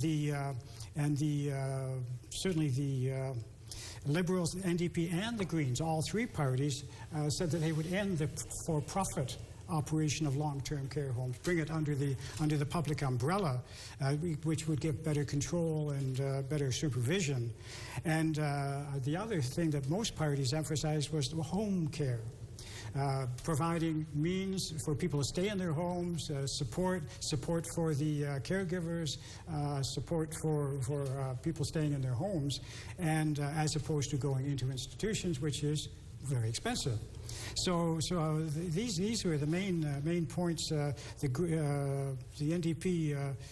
They're all suggested substantial growth in the long-term care beds, if you will. The PCs said they would add 30,000, the Liberals 58,000, and NDP 50,000. They're all talking about a very large number of additional spots, if you will, in the long-term care homes. And of course, this is partly reflecting the aging demographics of our country, but also reflecting the situation that happened during the pandemic, which was rather tragic in the long-term care homes and had to be addressed. So all parties were unanimous in the need to give attention to this. Yeah, another big thing that parties give attention to is highways and infrastructures. We continue to focus on affordability and building things back from the pandemic. Progressive Conservatives committing a lot to building highways. The controversial Highway 413, perhaps people have heard about, certainly in the news the last couple weeks. $158 million already committed to infrastructure projects over the next decade, or billion rather, excuse me. Liberals making all transit fares $1 until 2024. Remember Ford's buck of beer? Well, Liberals want to do transit fares at $1. Again, with the time frame, 1 year. Exactly, 1 year. Yep. NDP want to remove Highway 407 tolls for truckers. Greens want to eliminate climate pollution from vehicles by 2040 and make transit fares cheaper. Nothing really in the platform from the new Blue Party directly.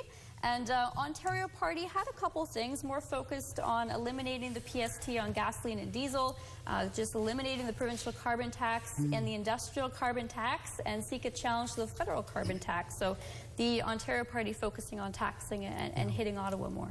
I think it's safe to say both the Ontario Party and the new Blue Party, their focus is on small government. Yeah. Their goal is to transfer as many activities, responsibilities, powers back to the individual. And they, even in the schools, they believe that it's the family that must guide the education of the children, and not the school boards or the provincial government. But yes, you mentioned Highway 413, $10 billion. And the Liberals flatly rejected this, and they said, let's take that $10 billion and put it into new schools and repairs of existing schools. That was one of their very clear goals.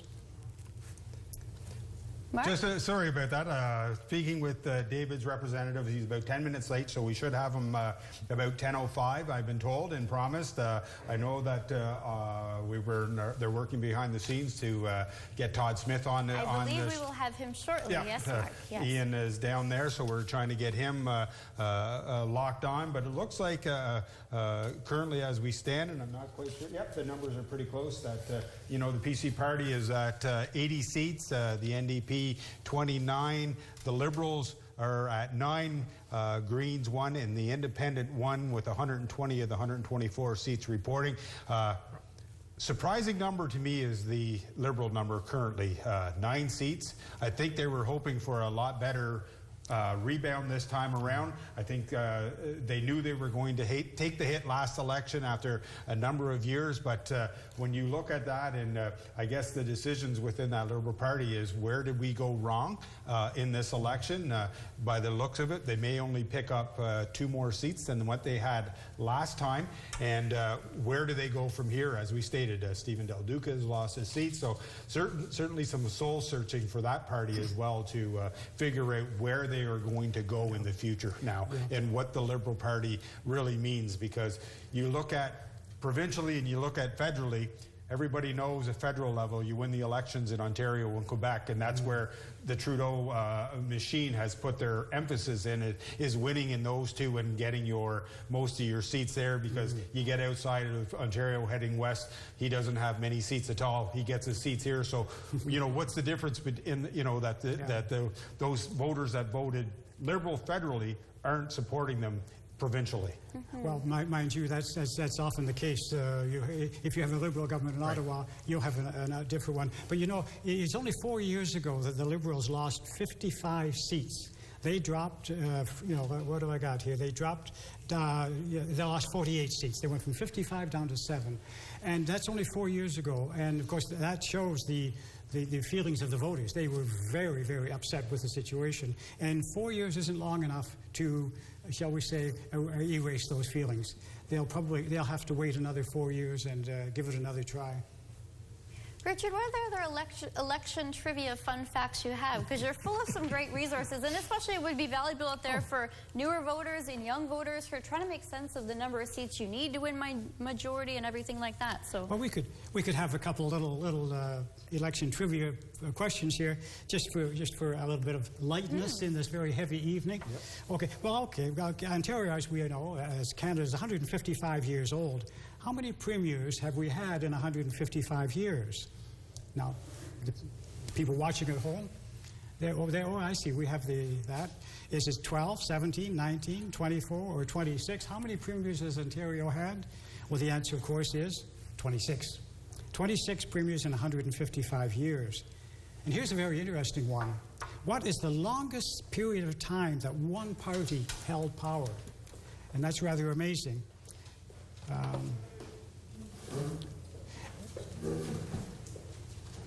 And was it 15 years, 25 years, 32 years, 42, or 48 years? Well, the answer is 42 years straight. The Conservatives held power in Ontario. And pardon me, Richard, I'm going to have to politely cut you off there because we do have the Progressive Conservative candidate assumed to be now the winner based on unofficial results we have coming in. Joining us is Todd Smith down the road. So, Todd, thank you so much for taking the time.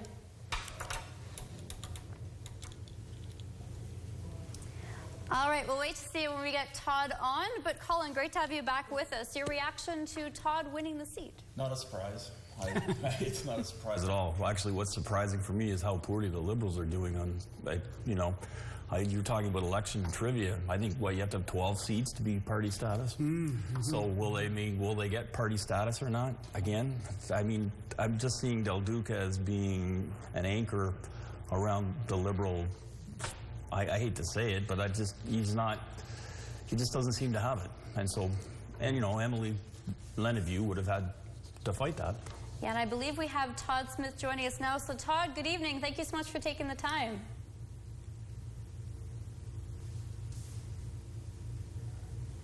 Todd, can you hear me? It's Lindsay, Colin, and Richard, live from the downtown Belleville studio. Oh, we might be having some technical issues. Anyways, Colin, sorry, keep going. We'll hope to get Todd in. Well, as I was saying, I think the Liberals are going to have to look, and even the NDP, they had, 40 seats? Now they're down to 28. And so the Conservatives are they'll be in euphoria. So for all the candidates that ran against everybody, thank you for putting your name out. I think, Emily and Allison should have their heads still hold high. They did the best that they could. They were fighting against an incumbent. They were fighting against somebody who'd been around since 2011, so that's 11 years, and so obviously the incumbent is hard to defeat. Yes. Yeah, and I believe we have David Piccini might be joining us now. We've got musical chairs happening. He's also the Conservative in Northumberland, Peterborough South, and has been proclaimed the winner of the riding at this point. So, David Piccini, could you hear me? It's Lindsay, Mark, and Richard at the Belleville studio. Hi, Lindsay. Hi, Mark. Hi, Richard. How are you? Good to see you. Hi, David. Thank you so much for joining us. I'll let Mark start us off here. Hi, David. Congratulations on your win tonight. I assume you could hear us at your headquarters at the Beamish House in Port Hope. Hey, I lost audio. Hey, Mark. I just lost audio. Can you hear us now? I can hear you now. So, David, talk about your win tonight and why such a resounding success. And congratulations to you on running the campaign you did. Obviously, you've gathered the support of the constituents in your riding, over 50%. What was the success tonight in your mind to both your victory and what we're seeing across the province of Ontario? Well, honestly, I'm truly humbled. I mean, we've had such a strong victory here in Northumberland, Peterborough South. I don't know the results still. I've been moving around. I know we've won a majority government, but I've heard that things are very strong here in NPS. And the secret to this is a government and a premier whose message has resonated with Ontario, a very simple message of getting the job done, of getting it done for the worker who wonders with each and every paycheck, will life get more or less affordable? And I think for us to unlock the potential that is this province, it means investing in critical infrastructure. It means building public transit, not talking about it, not complaining, but actually getting the job done. And it means unlocking the potential of our next generation, you know, earning while you learn nowadays, supporting youth, as I said, in the trades and beyond, more sustainable future through public transit expansion. I'm very excited. We're ready to get to work. We're ready to get shovels in ground. Ontarians want a government that's got a plan to stay open as well. And that's us. And here I'm humbled by the resounding support, but it's a team. And we have a remarkable team of hundreds who are out today and over the past number of months who've helped ensure that we have a resounding victory here in NPS. My fellow colleagues have some questions here too, David, so I won't hog the floor. Hi, David, it's Lindsay. What were some of the key issues you heard at the door in Northumberland, Peterborough South? Because as my colleague Richard was mentioning, I mean, all three ridings we're covering tonight are very dynamic and they have very specific needs. That's an excellent question. Number one was affordability. As I looked in the eyes of each and every young child, parent, affordability on can I afford the gas to get to work?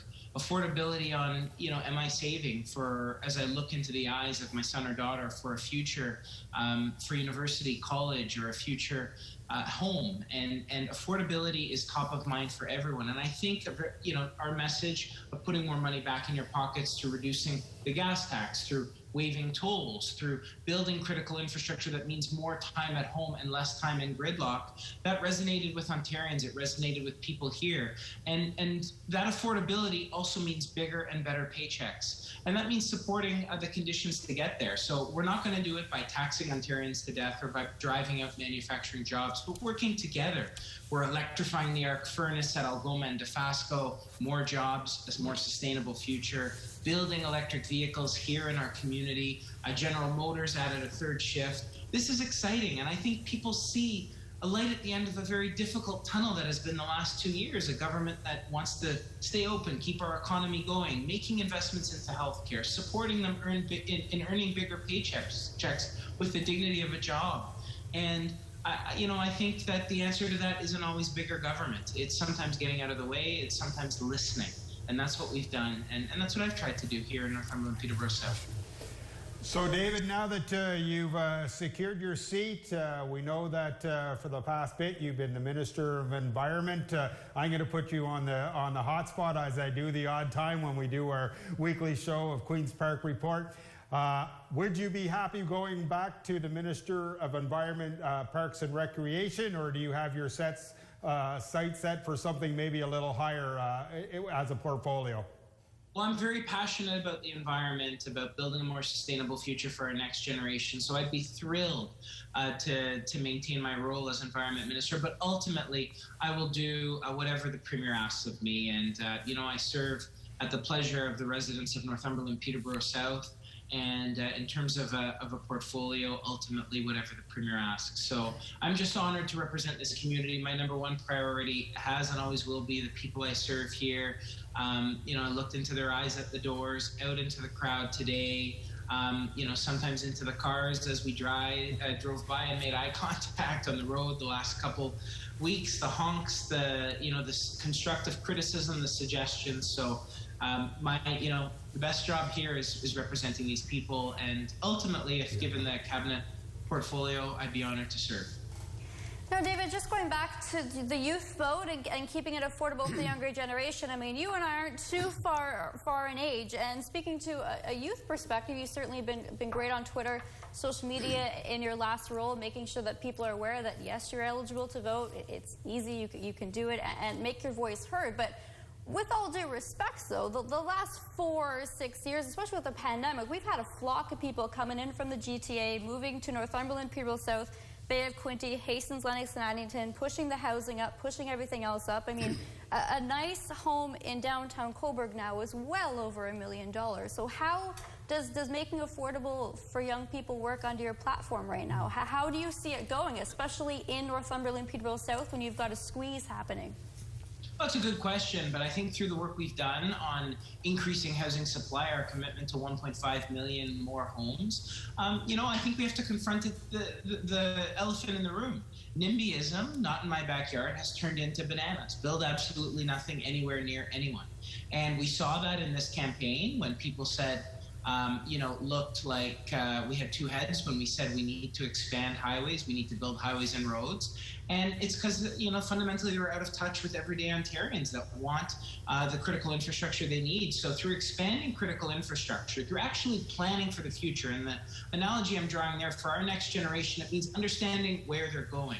We can't do that alone. Working with municipalities, we're seeing the official plans. We've unlocked a guide for tiny homes. We've waived development charges on alternative dwelling units. So many of my friends now, and so many of these new families that I see in our community through the pandemic, we have multi-generational homes now where families are living with their parents who are also supporting with childcare. And ultimately, I live around the corner from my parents, and we're there. It's a support structure. So I think it's reducing those barriers, building more affordable houses. We've done that with Elgin Park, with more deep affordable units, partnering with Habitat for Humanity, building just more housing supply, and connecting that grid so that people can get around faster, and building public transit through intensifying our communities so that people can, maybe hop down from an apartment, hop on the GO train and get to work. So through all of these things that we're doing, I think you see there is a brighter future on the horizon. And they've put their faith in us, a progressive, conservative, strong, stable majority government, to get that job done. Now, if I might ask a question back on affordability and building houses. There's a lot of houses in our area being built all the time. In fact, very close to where I live now, they're building 50 new houses, which would sound like a wonderful thing. But they're selling at about $1.2 million each. My concern is for the younger worker, the people in Lindsay's age group and others. It appears to me that the houses being built are in the upper price range. We see the interest rates have been going up even recently, even higher.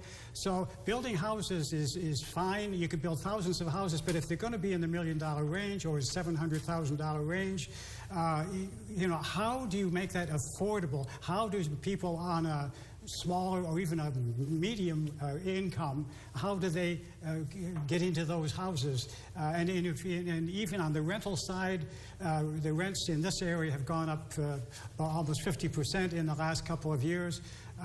Affordability is fine. It's a very important word, but how do you move from affordability to making things available to people in the lower and mid-range income group? Well, that's an excellent question, and I think that the way we tackle that, we have to look at the costs of building in this community. What are some of the factors that are driving up these housing prices? One, delays. Municipalities, when you can find out when your pizza's coming and how fast and a guaranteed timeline, but you have no clue when you're getting a permit. You have no clue what the timeline is for move-in date for a house. That's number one issue, and the added fees, excess soils, and my Minister of Environment, that complex regulatory scheme meant a 30% increase. 30, let's just stop for a sec.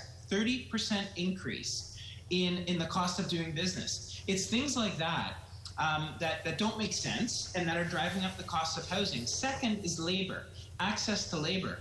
When you have no idea when you're getting the permit, and then you lose contractors, which is a story I hear as the news comes on every night. I hear a story like that every day in our community through a lack of access to labor. So again, more labor and more skilled trades and investments in those highly skilled professions is going to help unlock building. And finally, I think as well, increasing rental units. As a government, we've done that in the More Homes, More Choice Act, More Houses for Everyone legislation that we just tabled, and through intensification around transit hubs. So, you know, when I was young, I was desperate to live on a transit hub when I was starting my career in Ottawa. And often that growth was stymied by NIMBYism, by people who didn't want anything built.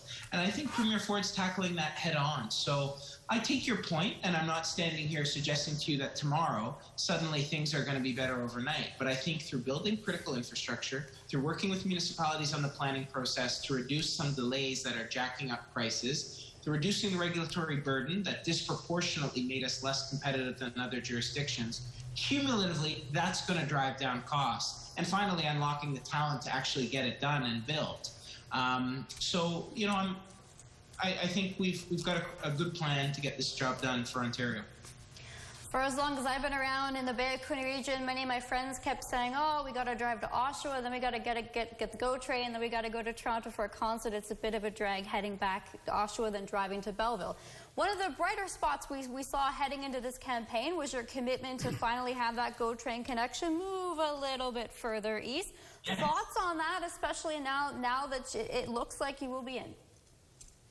Oh, absolutely. I mean, this on-demand pilot with working with Northumberland County is going to inform where the needs are in our community to guide further expansion. You know, the train's now coming to Bowmanville. I say Northumberland next. I'd like to see that expand. In addition, I think we've got to work with the federal government. I mean, it astounds me that you see a majority government in Ontario with a key commitment for $2 for public transit for every $1 for housing and or for critical infrastructure, roads and bridges. And what I'm saying there is we got to get the VIA train back on as well. So I think it's working with the feds. We're going to expand GO, and I'm ready to get that done, get shovels in ground. All right, David Piccini from Northumberland, Peterborough South. Thank you so much for joining us and taking the time. Unfortunately, we have to leave it there. We've got a tight ship to run, but thank you so much, David. Take care. Thanks all for the reporting tonight. Thanks for having me. Appreciate the opportunity. Thank you very much. Thanks. Bye. And thanks to the fine crew inside the control room for reminding us we had to wrap it up there. Hard to hear, but great thoughts from David Piccini, especially all the things that are happening. But within the context of Northumberland, Peterborough South, as Richard, you and I have noted in the past, I mean, prices keep going up the further east you get. Certainly, it's front of mind of David doing many shows and in discussion with him. He's certainly, you know, he's a young, him and his wife, or him and his fiancée will be getting married this year. He's a youngster. He sees it himself trying to get into the market as well. And I know that he has been committed as well to tiny homes and looking at that and looking at any possibility of lowering and bringing affordable housing in and working with all municipalities as well. But I think one of the big coups, as he stated and you brought forward, was the fact of the announcement of the on-demand GO bus that's going to come down and make the loop up and through Brighton, up to Campbellford and around, and then take you into Oshawa to get the GO, and then into Toronto from there. So, and one thing that he is passionate about as well is getting the VIA back on, and specifically the one train as well. And he's very passionate. He's very humble. He's one of those young hipsters that has certainly embraced the social media and has certainly drawn many people in, and he uses it very, very well. He's an open individual who has no problem, as Doug Ford did when he got elected, of throwing his cell phone out, and you literally call it, and it is his cell phone, and you can get him at any time that needed be, and so. Not surprised that David won it, and you know, as the numbers are up on the screen and such, and my phone needs to look at my face to open up here, but currently 51.11% of the votes is what David currently has in the riding in Northumberland, Peterborough. So certainly a landslide victory for him in that riding as well. So no surprise there, and certainly increasing, and Jeff just couldn't get any traction, and Cosnett could not get any traction whatsoever in that riding as the Liberal constituency. You know, a very distant second currently right now, and so Again, it's one of those ridings that is blue and is staying blue, and that blue wave that we see coming east is continuing on as well all the way through. So it's an interesting night for sure. I think, as I stated earlier, and I'll throw it to you, Richard, while Lindsay gets some work done so we don't get Ann on the air behind the scenes trying to fix Lindsay's pack, is the fact that the numbers, and surprising numbers, that currently it looks like the PCs are going to 80 or 81 seats, like an increase of almost 10 from last election, which is, to me, is amazing, because you go into these thinking they're going to lose a few seats. You know, as we saw at the dissolution of Parliament, I think they were down to 67, almost down 10 or more, or 62. It's somewhere in this pile that has at the dissolution of Parliament. Yeah, right here, 67 he had, down from 76. So certainly a big swing. Yes, they did lose. They lose about 6 seats. People leaving, being ejected from the party. Yes. But the point is, if they're sitting at 80, which is a gain of 10, what it tells Doug Ford and the Progressive Conservative Party is the people have given a lot of faith in you. Exactly. They've heard you. They've heard what you've promised. They've given you the support. Now you have to deliver. Right. And that is no small matter. And that, of course, now we have to wait 4 years to come to judgment. Did he deliver? But that puts a lot of weight on his shoulders to do what he has said and do what the people of Ontario need to have done by giving him such a massive majority. And when we look in the riding in Northumberland, Peterborough South, and I'll talk about that, and then we'll move on to the other ridings.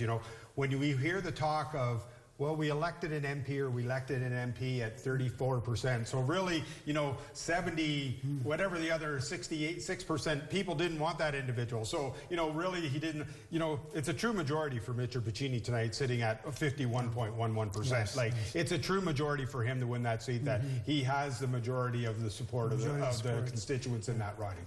Now, do we have those figures for Bay of Quinte? I think what we're going to do, Richard and Mark, is I think we're going to get reorganized, shuffle our papers. I've got new batteries, which is always good, like the Energizer Bunny, and we will energize and be back with you after a break on the other side. See you shortly.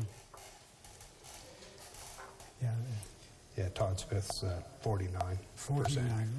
49.39. Where was he last time?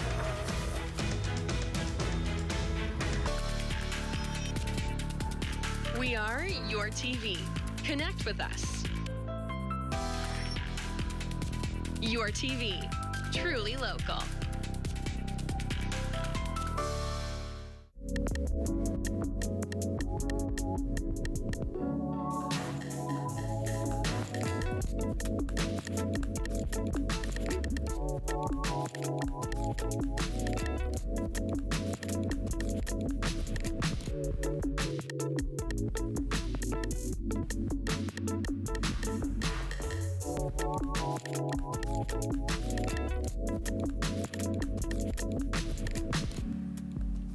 Play live bingo from the comfort of your own home. Win cash prizes, and as an added bonus, help the animals. Grab some cards, a dabber, and join us for Quinte Humane Society TV Bingo Tuesdays at 7:30. YourTV, truly local. This week on Quinte Connection, the Mayor's Challenge supporting community living. Coming up, more about dancing in spring with Quinte Ballet School of Canada and Gallery 121. Join me, Lindsay Heron, and my guests this week on Quinte Connection right here on YourTV.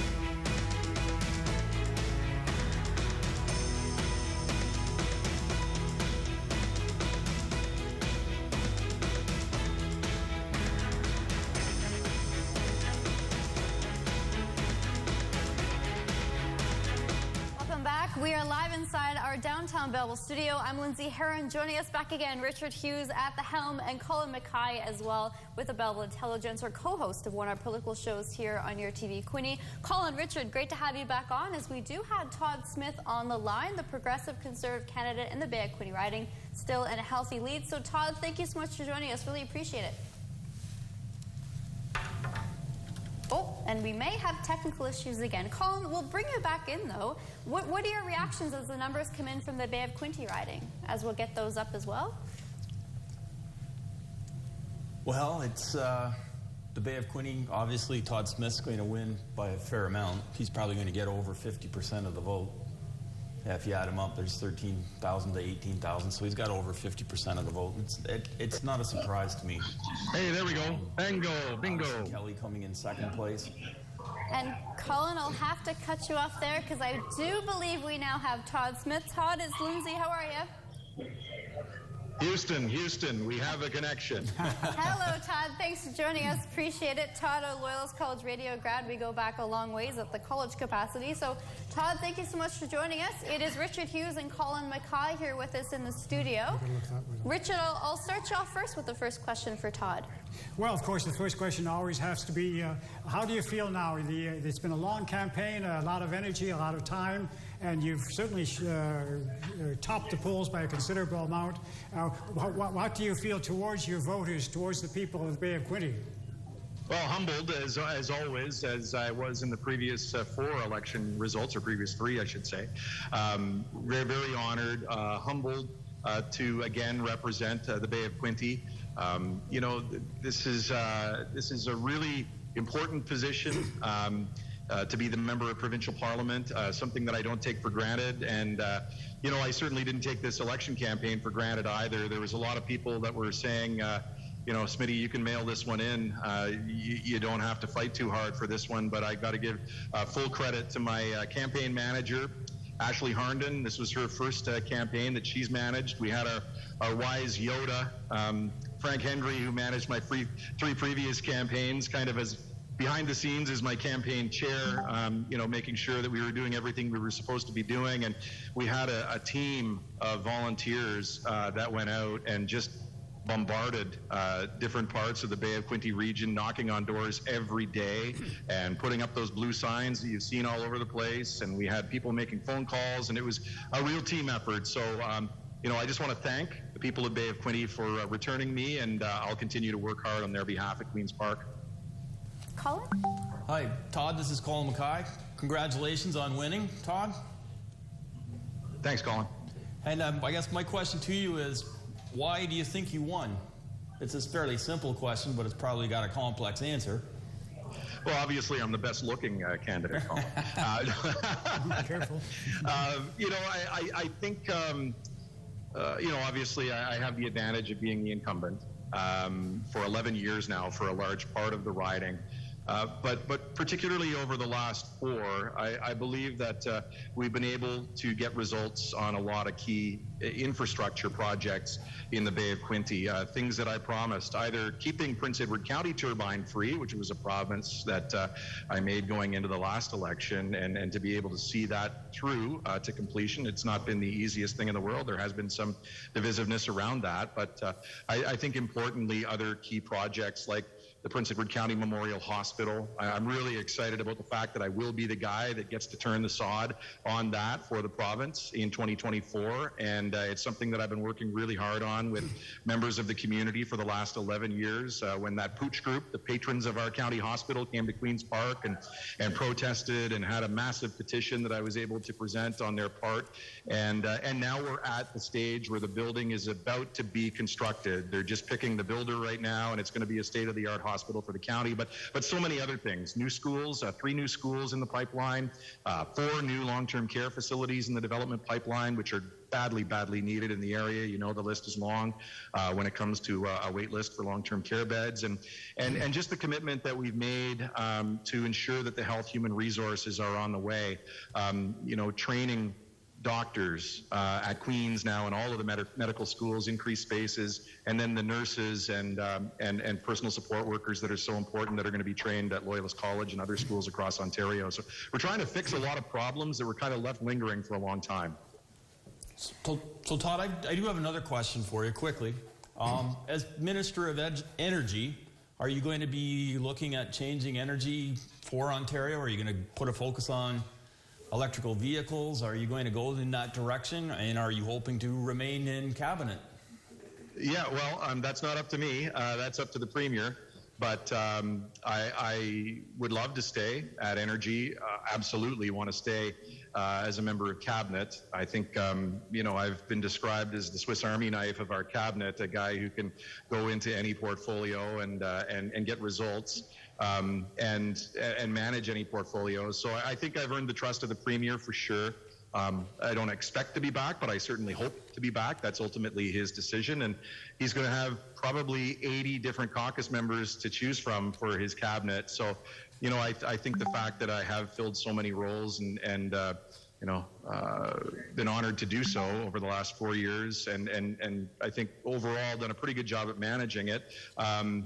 Each one of them, I'll be back. As far as electrification goes, obviously building electric vehicles is a big part of the mandate now, and we've been able to secure a lot of new development into the province. All of the auto manufacturers are going to be building electric vehicles in Ontario now, or at least all 5 that are currently operating here. And so we got to be prepared for that. So there's a ton of work to do on the energy file. We've been at it for a year now, and I hope I get the opportunity to continue there. But if the Premier sees fit to put me somewhere else, I'll be happy to serve there too. Going back to your experience in different portfolios, Todd, we just threw this question to David Piccini with Northumberland People South. I'll ask you this question as well. You and I talked about this extensively on 91X in our segment about affordability. It's one thing to put it in a platform, but it's another thing to see results here locally. What do you expect to do with affordability in the Quinte region as prices continue to go up for homes, let's say?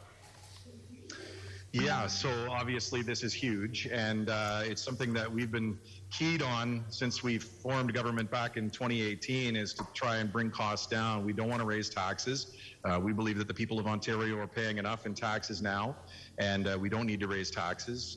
We're trying to reduce fees where possible, things like the license plate sticker fees, an example of that. And just generally trying to make life more affordable by people. Obviously, we fought the carbon tax all the way to the Supreme Court and were unsuccessful there, but we believe there are ways to fight climate change without making everything in your life more expensive because everything you buy gets shipped by truck. When it comes to housing, obviously we got to build more, and we brought forward lots of legislation, 8 different pieces over the last 4 years, but there's still a lot to do on that file to streamline development. We need more homes in the Quinte region, and we need more homes of all types, whether it's community housing, affordable housing, rental housing, granny suites, and single family and detached homes. So, we're seeing the results now. We had a record number of housing starts last year in Ontario, and I know whoever is the housing minister is going to have the mandate to help build more homes faster, because that's really what it comes down to, is supply and housing of all kinds. Thanks, Todd. We appreciate it. Thanks so much for taking the time. I believe we'll do a bit of magical chairs here, and we'll get back to you shortly on the break. Todd, thank you so much. Thanks, folks. Take care. Thank Bye-bye. you. All right, we believe we'll go to a quick switcheroo, I think. Live TV, Richard. Gotta love it. What are your thoughts on that? Well, I think we're going to wrap here, dude. My thoughts still on the affordability thing and building houses and all that. That's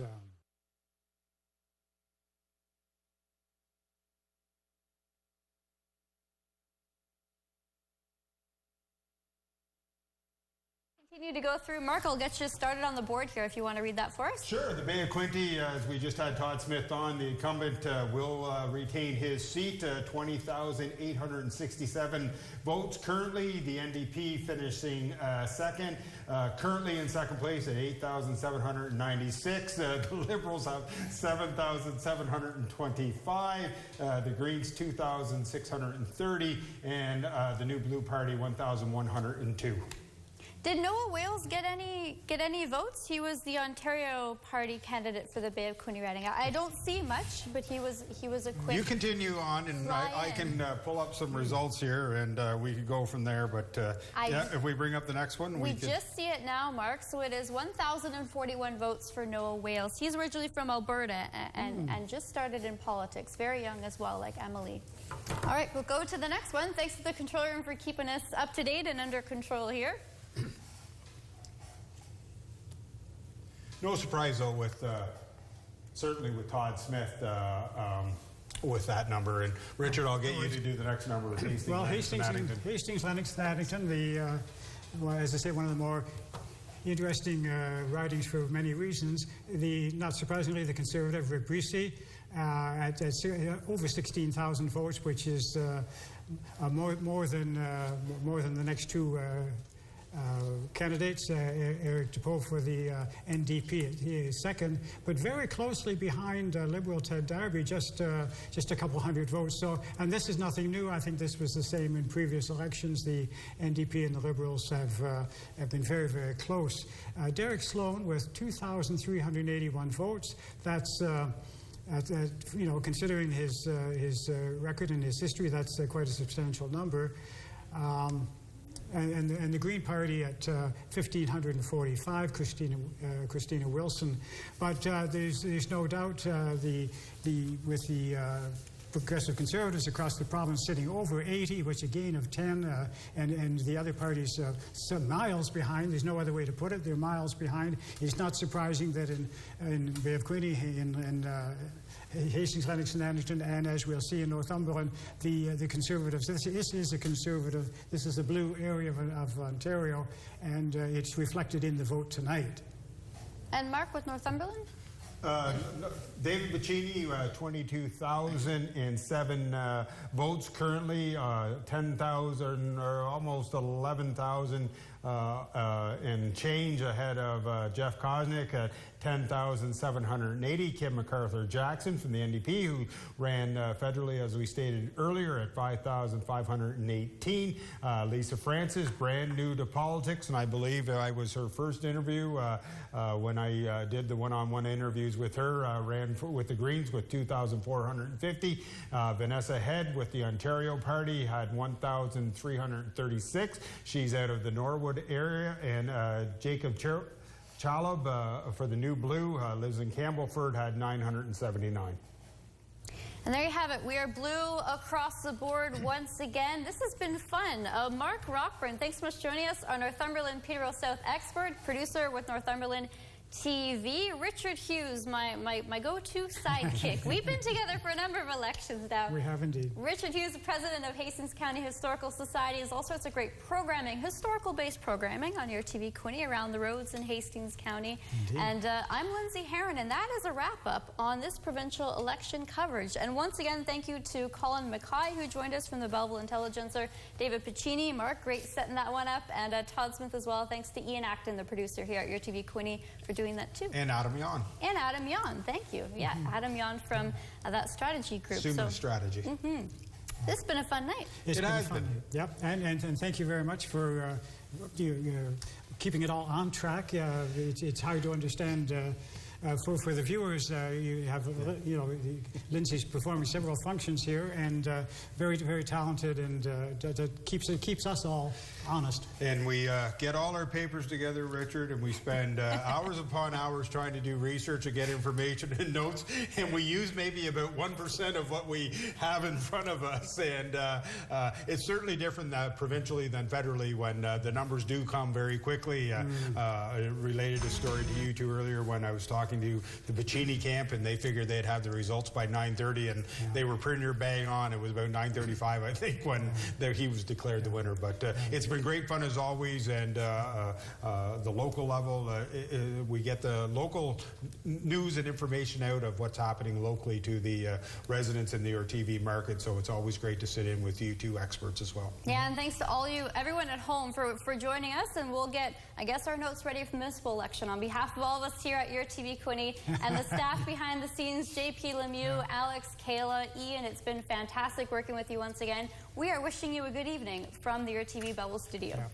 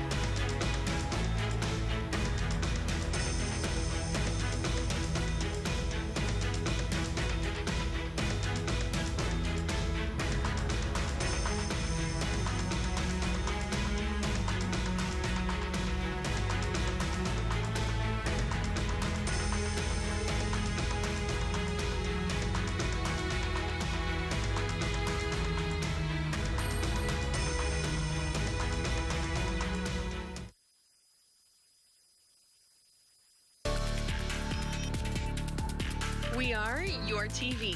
Connect with us. YourTV. Truly local.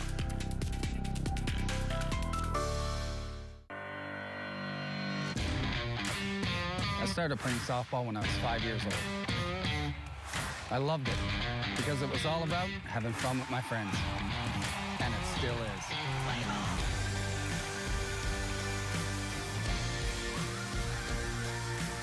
From little kids to adults to seniors, softball is a sport for everyone. Join us.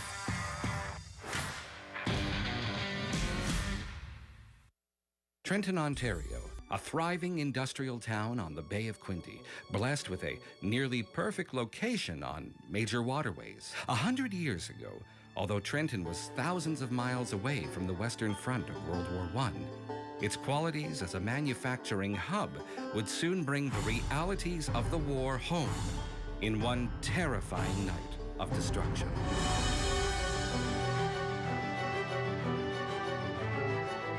When I was young, I was plagued by fear and self-pity. My life was in shambles. At first, I never drank on the job, but eventually I did. Removing alcohol wasn't enough. It left me depressed. That's where AA offered a solution. I remember sitting in the AA meeting and thinking, I finally found a place where I belong.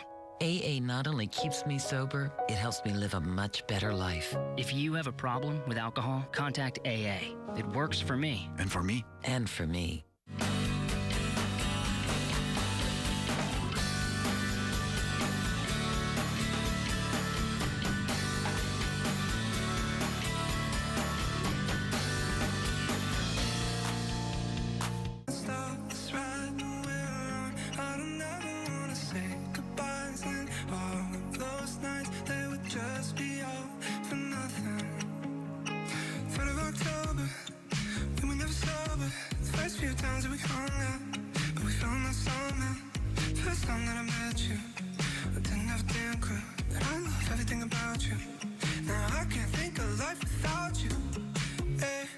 Did you know